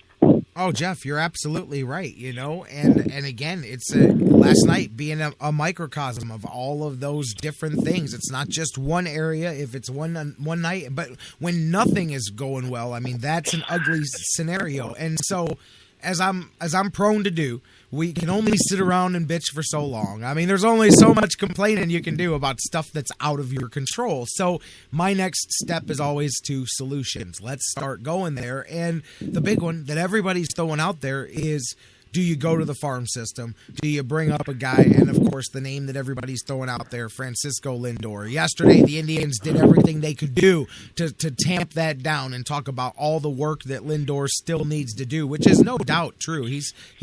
Anybody can continue to develop. But I will say this. the one biggest argument, I mean, the Indians' biggest argument is the Super 2 and that whole thing, and that doesn't fly with fans. But the one biggest argument that fans can live with is the decent play by Jose Ramirez and the job that he's done to kind of bridge the gap. But when you start losing that, when Ramirez isn't hitting and he's committing some bad fielding as well, at that point, your argument becomes straw for not bringing up Lindor, other than find no other reason not to do it. And again, they're positioned to put him telling people. I would find a way, and it's easy for me to say because there's corresponding roster moves that go with it. But you need to infuse a little energy, whether it's Lindor, Holt, Walters, who's coming around to being ready, Swisher, who, say what you want. Swisher is an enthusiastic person, and he does have an infectious personality. It's why people like him even when he hits 200 here in Cleveland. So those are 4 names that I'll throw out there that I think in the next couple weeks they need to infuse 2 or 3 of those guys into this roster, not just for tangible baseball benefits, but to just try to loosen this team up, to open things up. I mean, how bad has it gotten? That you're going, Nick Swisher's on the horizon. Maybe he could actually help this team because at this point, it can't be any worse. I know, it's very funny. It's very ironic how we're thinking about possibly Nick Swisher as someone who can be a solution, somebody who can help, bring things up. But it's difficult because, you have a situation where here, you'd want to bring up somebody who really should stay, who has, the problems that we've seen from the past, people who are coming off an injury. Of course, Swisher does seem to be coming along pretty well physically, and it would be great if he could give this team a kick in the butt, or maybe even just some kind of, just morale boost. Really, in a perfect world, I would love to see this team really kick itself in the butt and kind of get things going. I know, obviously, you're not at full strength, and I think not having Jon Jones out there is really a problem because, Gomes, not only as a catcher, he's the leader of your defense, but also, he comes up with the timely hits when we need him. He's not always spectacular, but, and, also, I'm not doing a bad job or anything, but, the Royals really ran all over me. I've done better. But, obviously, that's a big loss when catcher. That's a big, put it together. And I really liked the quote that Terry Francona said yesterday. He says, we keyed up. We need to grind it out and battle and try to win some of these games, even though we don't have our best stuff. And it's like it's starting, if he comes out there all guns blazing and he throws a 2-hit shutout, that's great. But when he's leaving the ball up in the zone and he's got to battle to get every kind of games, then you're really something. And of course, if the Indians are ever going to get to the promised land that they're capable of, they're going to have victories until they can get some. Absolutely. That Francona quote was something I wanted to bring up with you anyway, because with them off, and now you listen to Terry Francona and that quote specifically, and you could really see where I'm going to go with this. I don't want to say it's not panic. It's not. What we're starting to see is a fundamental switch in the philosophy and the coaching mechanism of Terry Francona now, because I think that we talked about this last week, and me, I love to philosophize and give you my theories on stuff, and I theorized that maybe these often every year slow starts at the beginning of the season are the downside of the one day at a time mindset, because I think back to my life, and many of you guys that are, once you're beyond your early 20s, you could probably apply this same philosophy to yourself when you watch it, how you build towards things, is you look at the long-term picture of things, and it enables you to not get rocked by the day-to-day stuff. Like my wrestling career, when I'm 20 and I'm looking at it, I'm going, man, I get 20 years in the business before I'm 40, man, and I'll still be young enough to do things and be, and you're so you got the long term. But when things go wrong, you don't panic, but you may not have that sense of urgency because you're keeping 15 years have gone by, you're 35, and you're like, wow. And I think of myself now. My sense of urgency is what it should have been 15 years ago, because now I realize that I don't have 10 years till I'm 35. I have 10 years until I'm done. So it's time to pick up the slack and get to work. The long-term look, it enables you to not get mad when you start, 6-12 or whatever, because you're looking at the long term. And that's why the Indians do first halves, because they are looking towards the long term. But I think Terry Francona knows that. And we've noticed a bit of a difference, as you said, because he's with it. And I'm still a day-to-day guy. But we can't you have to make it happen. You got to go out there and win now while you're waiting for things to get better. And that's a little bit of a departure from some of the normal message. That's a very good analogy, J-Rocc. And of course, I relate to that very much myself and the pro wrestling standpoint. But, and it's not like, like you're dogging it at the beginning. But you just suspect that, I have enough time that if I work hard enough and get a reasonable amount of good breaks, not, a ton of good breaks, but just as many breaks as you're entitled to, by this time I should be where I want to be. But sometimes, those things don't happen. And like you said, time goes by and you say, wait a minute, my window isn't necessarily closing all the way, but it's closing some. And so, we have a shortened amount of time. So what can we do? And what else can we do? Stuff that we didn't expect to have to do in order to get to where we want to go. And like you said, it might be a situation where we have to bring up somebody like Lindor maybe sooner than we thought if things don't, change or get better. And like I was thinking, just thinking what we were just talking about last week. I was saying, hey, let's not panic. And I think the mood has changed even after just 1 week. And I think there's a middle ground between confidence that everything is going to be okay and panic. And I think that middle ground is called concern. I think I'm concerned, things aren't really going well right now. And, we're not just one snap of the finger away from things being great. Although you'd like to think, hey, we've got a nice long homestand here. We could, rip off 4 or 5 wins. That'd be great. But I'm just not seeing this team doing that. I mean, of course they're capable, but they're just not playing like a team that's ready to explode into doing something good.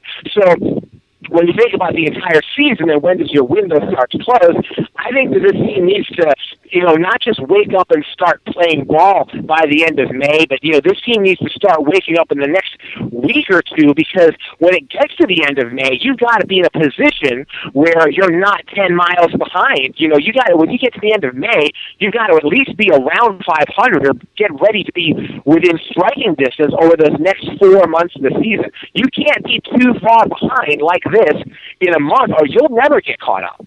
Absolutely. And I know Mike Brandenberry, we go back and forth, and so many guys, you don't want to, it's still early yourself right out of the season, but man, they were abysmal in April, the last 2 seasons in a row.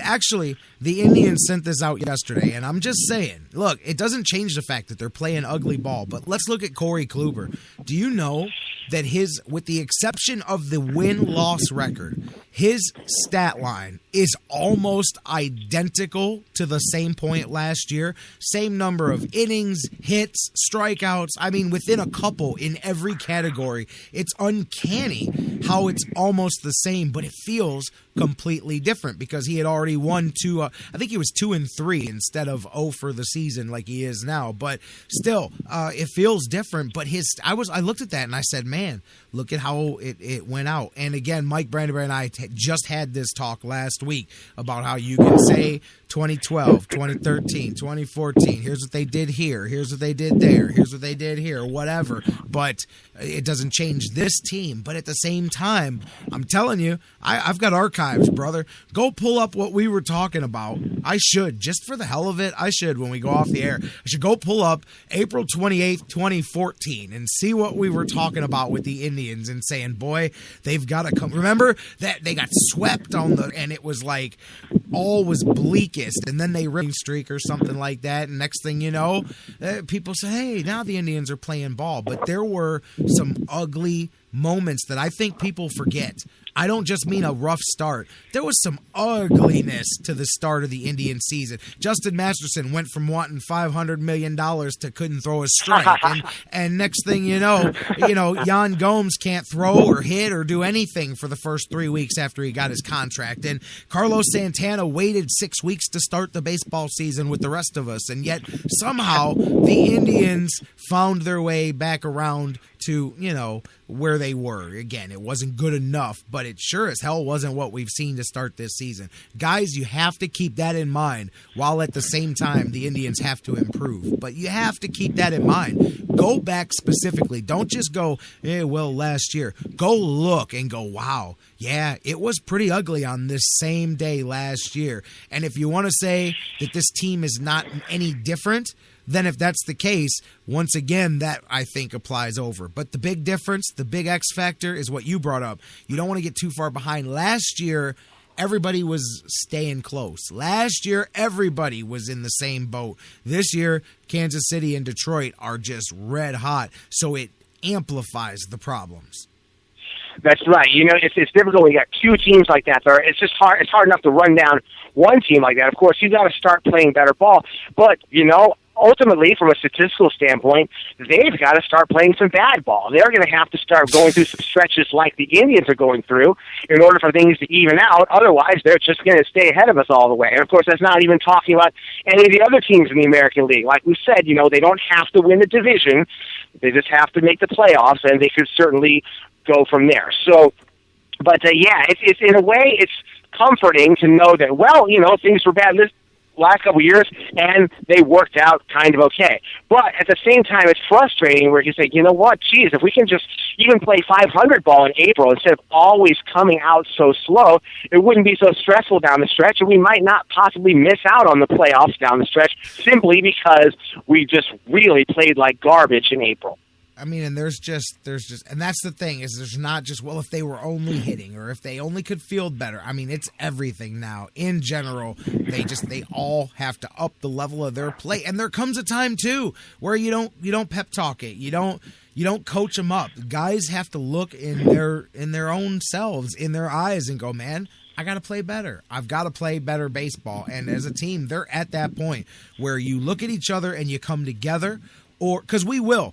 4-6 weeks from now, we reach the point where it's real. And now you're either turning it around or you're on your way to a 100-loss season. I mean, you'll be there 6 or 8 weeks from now. I mean, your die will be cast as far as which direction you're heading, So you just, it's everybody. You got to man up, use all the cliches. You got to look at each other, whatever. And, hey, something else I wanted to bring up, man, and I'm not going to do this too much because I wouldn't have went to watch that ugly game last night either. But I think it's safe to say that experiment day number 1 of the early start time showed that, man, you think the crowds were sparse before. That extra hour knocks even a few more thousand people out. I thought last night they announced less than 10,000 attendance, and I'm guessing half of that was actually in the building.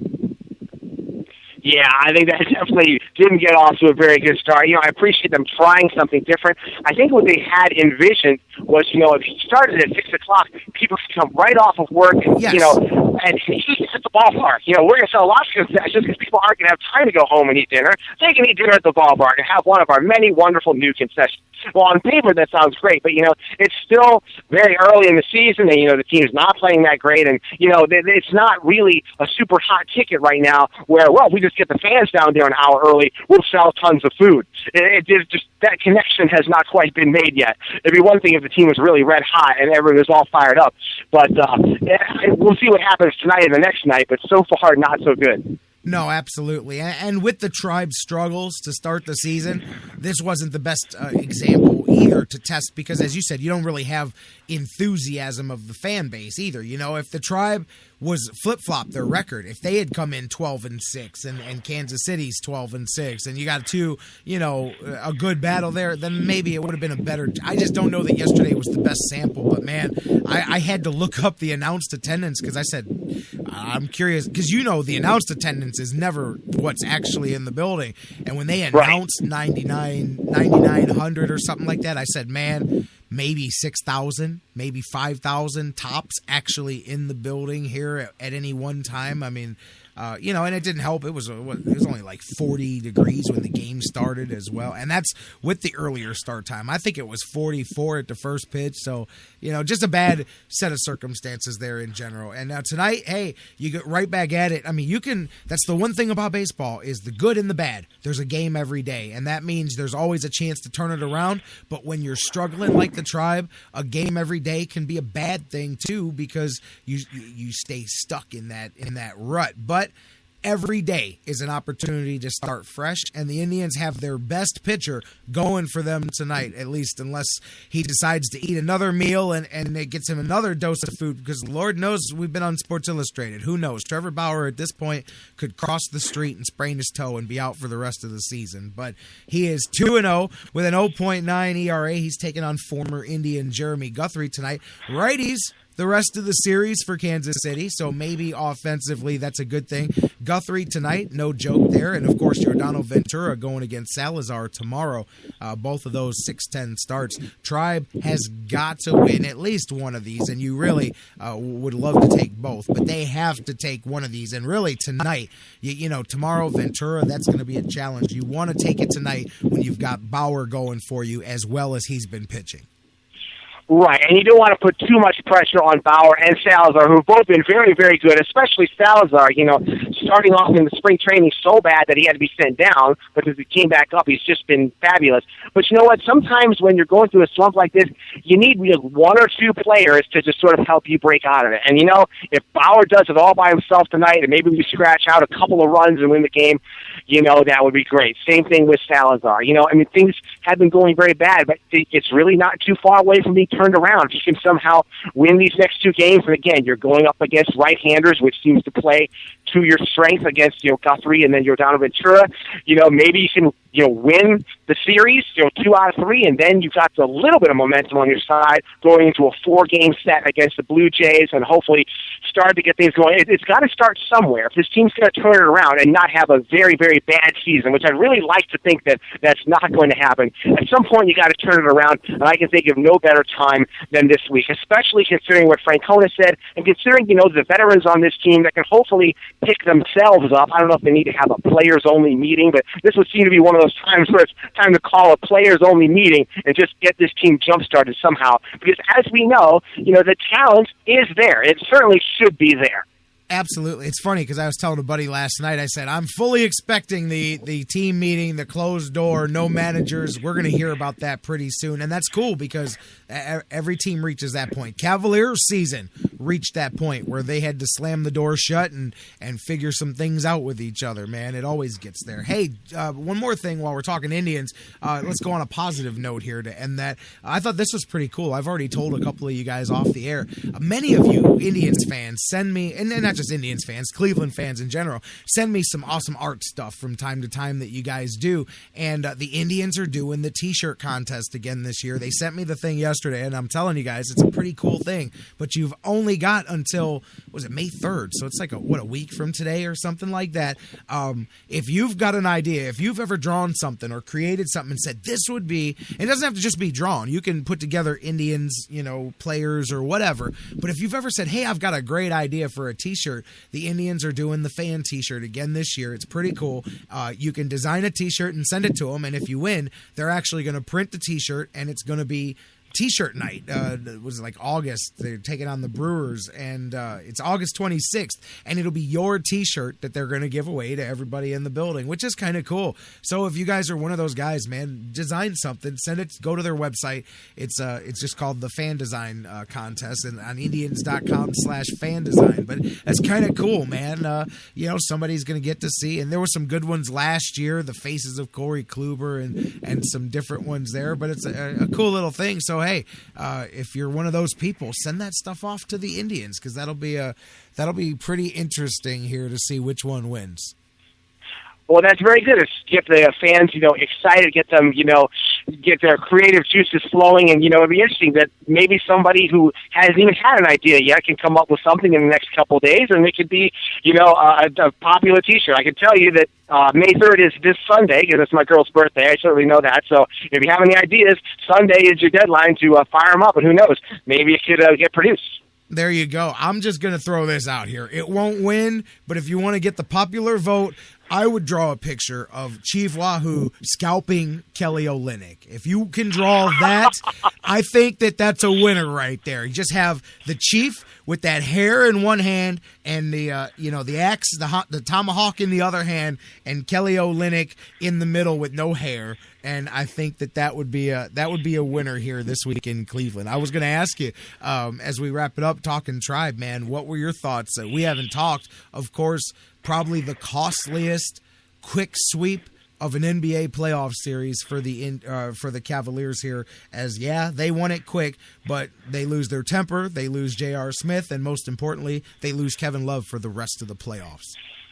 I know, very exciting to see them do so well and just win every single game, but geez, very bittersweet with that last game. And this is one of the big obstacles that this team is going to have to overcome. And, when this team was put together, we were all very happy about it. But now it looks like we're going to have to get to the finish line without Varejao and without Love. And that's really not going to be easy. I'm not saying it's impossible, but if they can somehow do it, it would be even more of an amazing accomplishment. And the one good thing is, at least the Bulls and the Bucks are hanging in there against the Bulls. They're extending that series, so give the Cavs as much rest as possible, because they're going to need every little bit of rest as they can, since taking Love out of the equation really changes things around and really puts more pressure on LeBron and Kyrie and everybody else. Absolutely, and of course they can't go anymore. Like, it doesn't matter if that series goes 6 or 7. Either way, game 1's going to be on Monday for sure. Now, bought him a couple of extra days, but that's not going to be enough for Kevin Love. Man, I'm looking at Varejao right now. If I'm LeBron, going, hey man, how's that rehab been coming? I know we weren't looking at NA, but maybe NBA Finals. Maybe can we get any chance Andy can be playing some ball here in 6 weeks? Of course not. But you wish you had that, because there's one that now see. Look at it. I mean, the Cavaliers were rolling as constructed.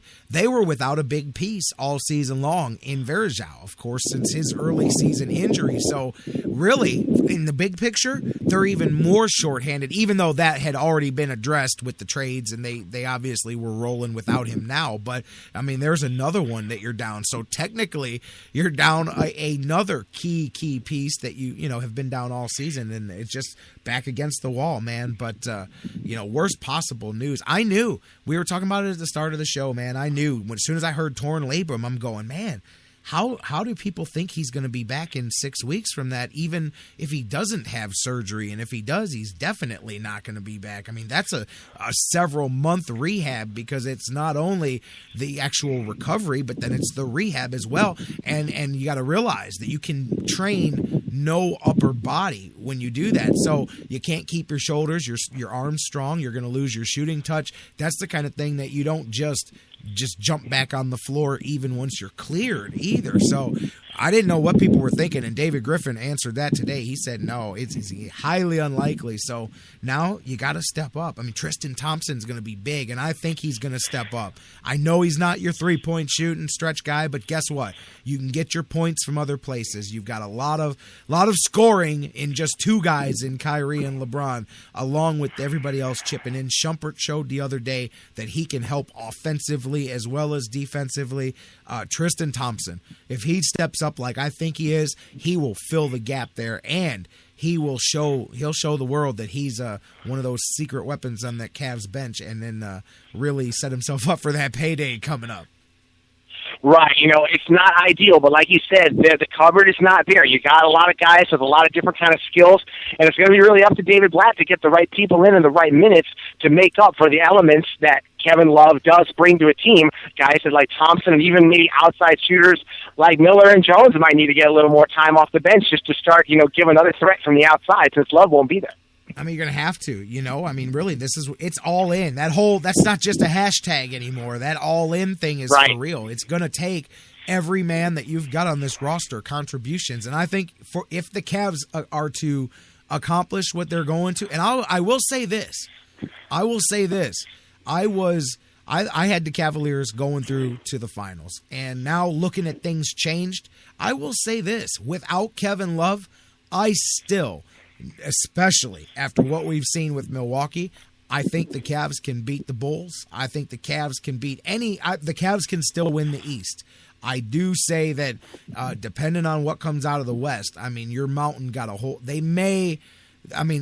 that's going to be a different conversation to have if they get that far. But, I mean, look at what the Bucks are doing. I mean, even realistically, you can say, oh, they got that last-second shot the day before. But, I mean, in Game 3, they lost in double overtime when they should have had it, man. I mean, if I'm Milwaukee, I could be making the argument that we should be up 3-2.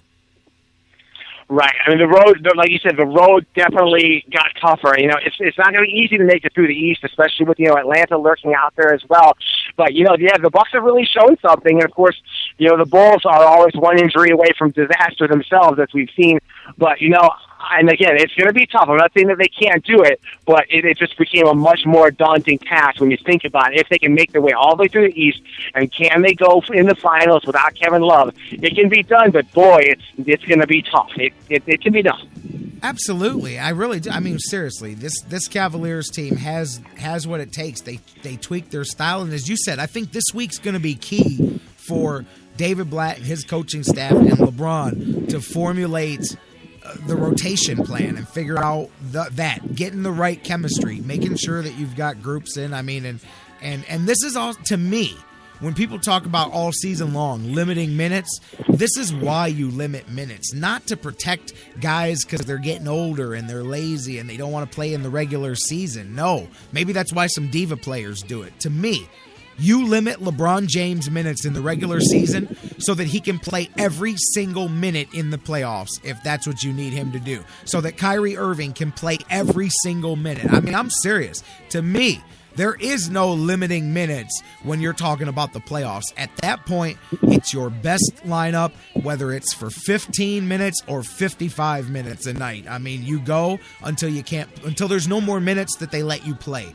That's what you do in the playoffs. And so, for all that talk about, oh, well, we still got to be able to watch LeBron's. I hear some people say that, and I go, you're clueless to the game of basketball. We're not limiting minutes anymore. At this point, that's what you want the greatest players in the game to do, is to want to be on the floor every possible minute. So you do lean more on those two, and you've got a great 1-2 punch, and you've got some awesome pieces. I think now you don't change your whole style, but you transition into more of that half-court playoff style, and you dump that ball down even more down to Mozgov and get LeBron going down on the block, and you just pound teams, especially if it's Chicago. I'll tell you what, if it's Milwaukee, they can put up all the fight that they want, but I think that behooves the Cavaliers much more in the next matchup, although I do think the Bulls will knock them off in 6. I think that the home court will let them do that there. No, they're not. No, they're going to be in Milwaukee. Actually, no, they're going to have.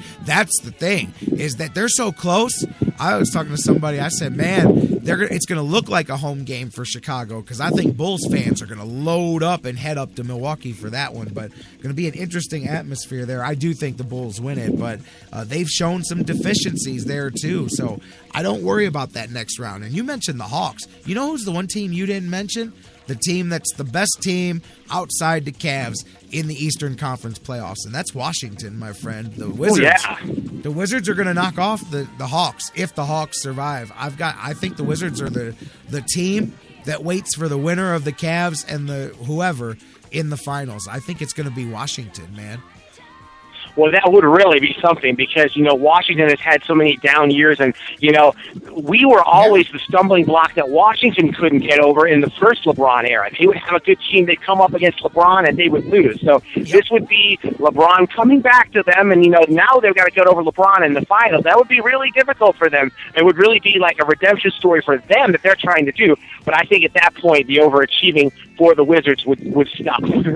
And I think the NBA would hate it, but Cleveland, Washington, Eastern Conference Finals, to me, would be awesome, because it's two teams that scuffled for the last 4 or 5 years, built their way up through the drafts, and of course then both teams, the Cavs went on fire here with their free agent signings, and the Wizards too. They've added Nene, they've added Paul Pierce, they've added quite a few, couple Gortat. They've added some guys over the years that added to that squad and drafted well. John Wall, Bradley Beal is an awesome. Bradley Beal should be a Cavalier. I mean, we know how that worked out, man. I had my heart set on Bradley Beal, man, coming out of Florida, but Washington's a hell of a team over there, man. All right, Jeff Gorman, my man, great stuff. Anything going on? What are you working on this week? Of course, you got Browns101.com. I'm sure you've got some draft stuff coming out this week. Indians101.com. What are you working on?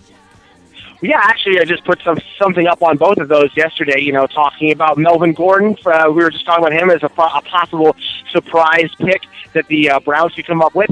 And then, talking about the Indians, pretty much what we've just been talking about, and see what they can do to possibly turn things around. All right, well, looking forward to it. Indians 101, Browns101.com. Jeff Gorman's the name. He's here every Tuesday and Friday. Next, coming up Friday, you and I see what the Browns did in the first round. We'll break that down together, and we get together at the end of the week. Sounds like a lot of fun, man. I'm looking forward to it. Thanks a lot. You got it. Jeff Gorman, my man from Indians101.com, talking some Tribe. Guys, Indians, another game, another day, another chance to turn the beat around. See? That's why it's playing in the background, because the Indians have another chance to turn the beat around. That's all you can ask for. Tonight, you've got Trevor Bauer, good pitcher to do it. We're going to take our final break, come back, and wrap things up ourselves. Set the stage for that Indians game. Bones Jones going well. They got him yesterday, and he's facing some charges. And, man, did you hear about that Honus Wagner card? A huge, massive amount of money. Crazy for a baseball card. We're going to wrap things up. When we come back, final segment of The Fix coming up next.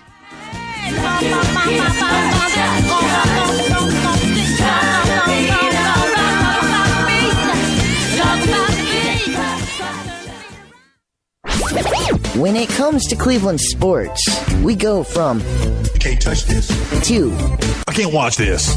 So listen to The Fix. It's easier on the eyes.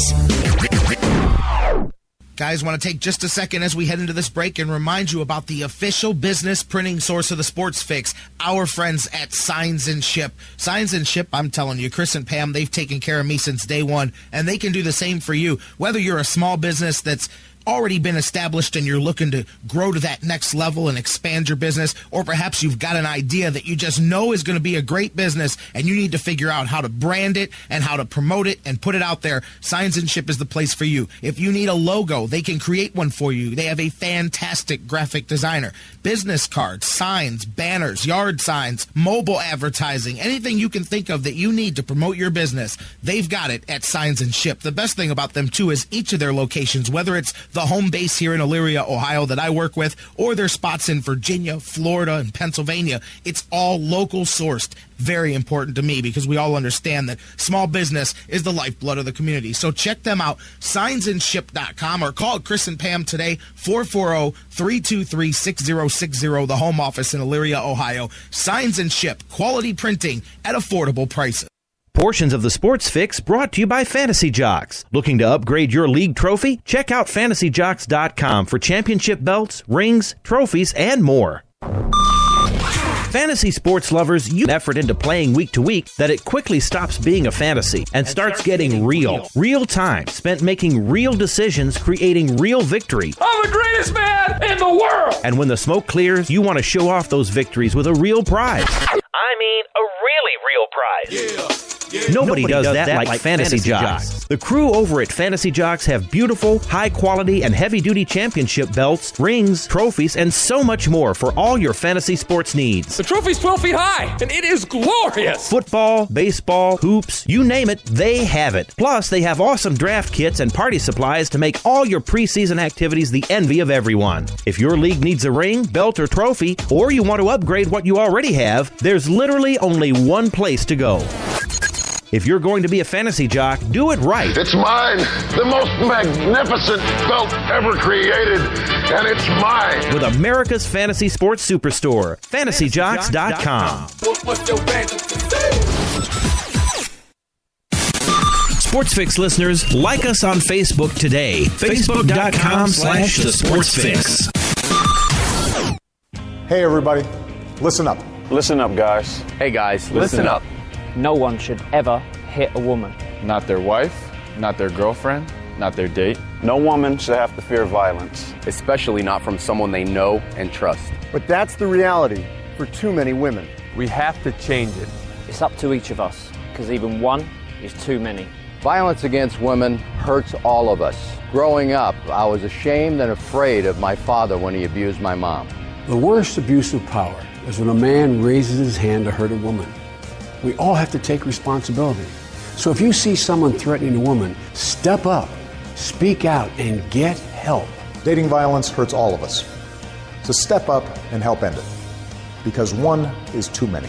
One is too many. One is too many. One is too many. End the violence. Because it's wrong. Because one is too many. Hey, this is Antoine Jameson, and you listen to the Sports Fix.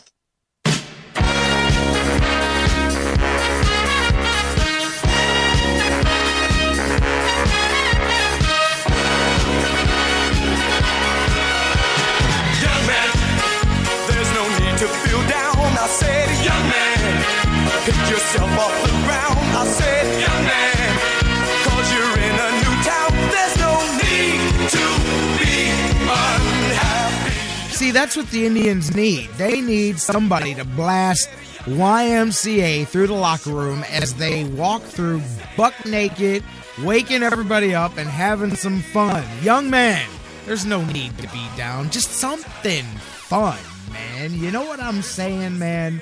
Something fun. You want it? You know what? You know me. All about feeling good, baby. All about trying to be the opposite of sitting in that sitting in misery all the time, man. I'm gonna throw you some reasons to get behind the Indians. The Indians are gonna win tonight, and let me tell you why. Because they're taking on Kansas City. Yes, tough one. But, man, Mike Moustakas, man, was he ugly on us yesterday or what, man? I've always had appreciation for his game, especially his stick. But tonight, the Indians taking on former Indian Jeremy Guthrie, who is very, very struggles very much. He's very much has a bad time when he faces the Indians. In his career, he's got an ERA over 6. It's the highest of any opponent that he's faced more than 5 times. He's got 13 appearances against the Indians. Carlos Santana's 10 for 21 with 2 home runs and 3 doubles against him. Kipnis is 11 for 20 with 2 home runs and 3 doubles against him. Chisenhall's 8 for 15 with a home run. Guthrie had trouble against Minnesota last week. Walked 6 and lost a game to Minnesota. Gave up 3 runs in 5 innings. So not only is he not necessarily at his sharpest now, but he's never been at his sharpest against the Indians. And I think tonight, Jeremy Guthrie will be just the medicine that the struggling Indians offense needs. I think they're going to get the victory, and we're going to be back here tomorrow talking about the Indians looking to take 2 out of 3 in this one, and at least for one night, feeling a little bit better. I've got the feeling that tonight, that's the way this thing's going to go. But then again, looking at past history doesn't do much. Moustakas had 4 hits and 5 at-bats yesterday, and before that, he was, 1 for 28 coming in the game against the Indians, and in his regular season, I think he was 11 for he was on a bad run. He jacked himself up a little bit. I think at that point, he was 7 for 26 or something like that before that. Anyways, he was 1 for 28 against the Tribe before that. So past history is no guarantee of present or future success. But I do think tonight that Trevor Bauer on the mound, good recipe for the Indians to keep the bats quiet on the other side. And let's see if Jeremy Guthrie can get them going for the Indians. Remember, 6:10 tonight, first pitch, as the Indians continue to try that hour earlier starting time here that they're breaking out for this series and for the series coming up in May as they experiment with the earlier time. So Indians tonight, Bauer on the mound. We'll talk about that tomorrow. Dan Wismar will be here as well.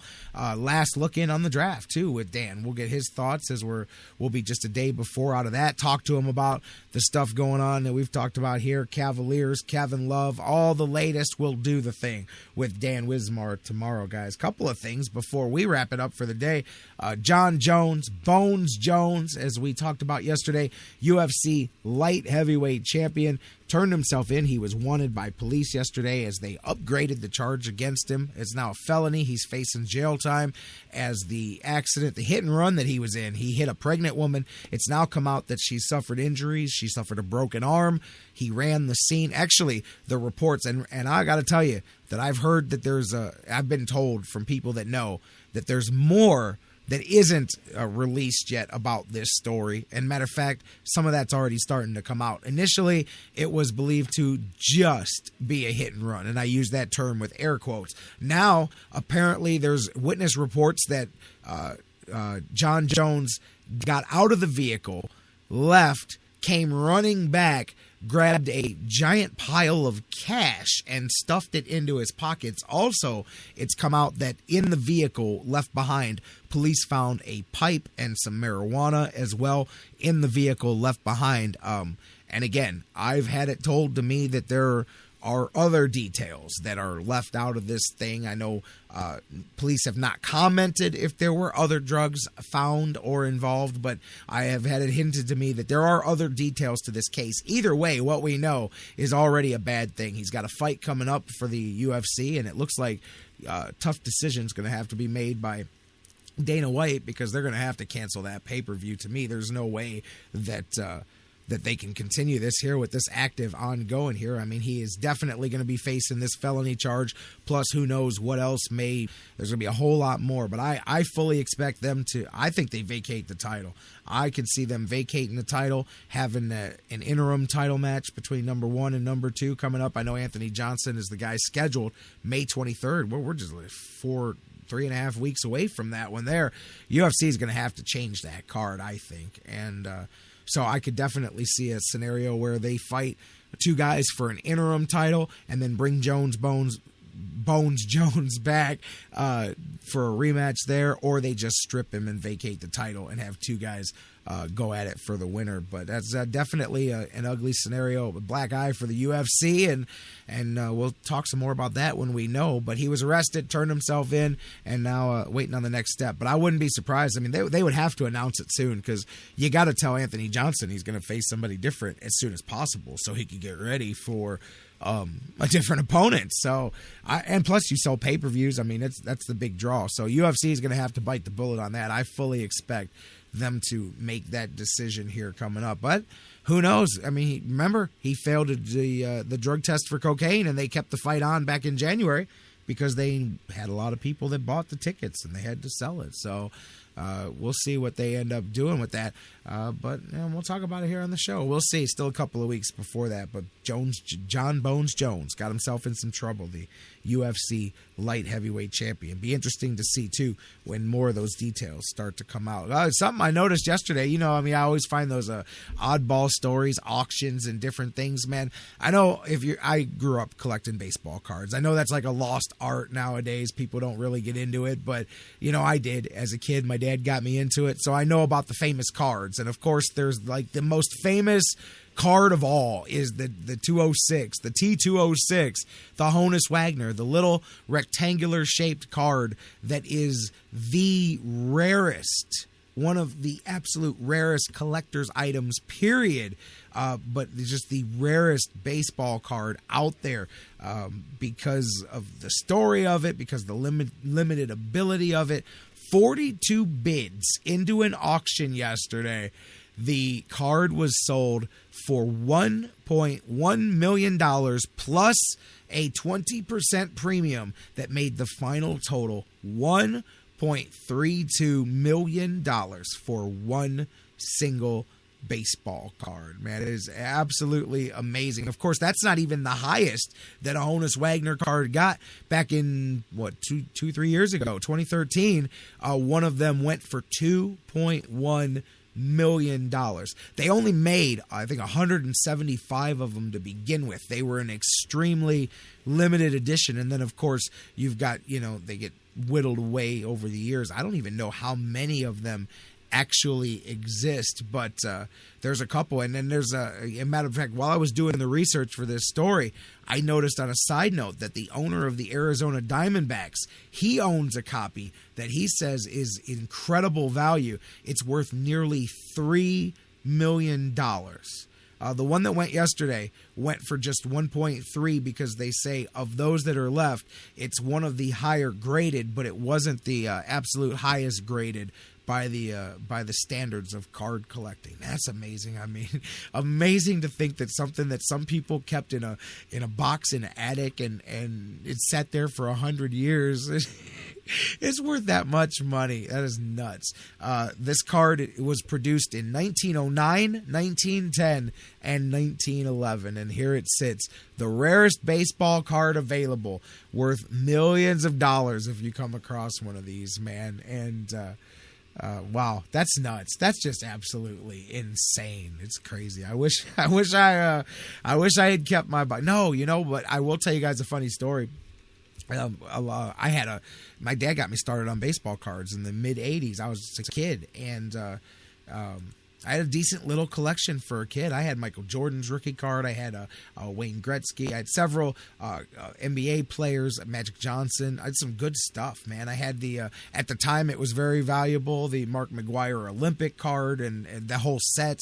I had some really good stuff, man. I had in fact, it had we had to insure it separately. But anyways, for a kid, I thought I had a pretty decent baseball card collection, and it all went up in smoke. My house burned down when I was, it was on Christmas morning, actually, when I was 11 years old. Our house, electrical fire. We woke up Christmas morning, man, to the house burned down in flames. And anyways, my baseball card collection was a sad casualty of that. And I just think back to some of the names. There were some there was some valuable cards, and we're talking 1990 valuable cards, like, imagine 25 years later. But I think back to that and I go, man, and how many people have that same story?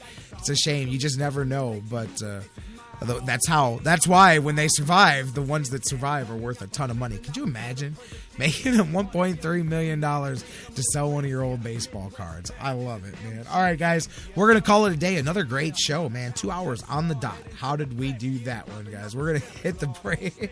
Shut up, LG. We're going to hit the break. We're going to call it a day. What am I talking about, man? I'm all off the tracks today. We're going to watch some Indians baseball tonight, some NBA playoffs, Spurs and Clippers. I can't wait for that one. Should kick off right around the time that the Tribe wraps up. Actually, Tribe's a little bit earlier tonight, so they're leaving some open room there for some basketball. Dallas and Houston at 8, San Antonio and the Clippers, a good one, late night. Of course, Indians, Kansas City, 6:10, Trevor Bauer. We'll talk about it tomorrow with Dan Wismar. Same bat time, same bat channel, live at noon. Right here, baby, you know it, on the Sports Fix. We love you, Cleveland and beyond. Have a great night, and we'll see you tomorrow here on The Fix. Yeah, I'm from that terminal. You can see the lake from here. Faith in my teams, we keep getting closer every year. But we got the king, though, so hopefully we overcome. Yes, I have a dream, and I know I ain't the only one. Modell tried to steal my heart, but we brought it back. Thanks to Cleveland Clinic, now they call them kids the cardiac. Rock Cars, Science Center, Tower City, all of that. Warehouse District, Euclid Corridor, and all the flat. You know that I'm a Tribes fan, and I love Slimans. Crockett Park's the perfect place for me to spend some time in. Baby, this is Cleveland. It is so much more to us. You can even go to Severance Hall to see an orchestra. Hey.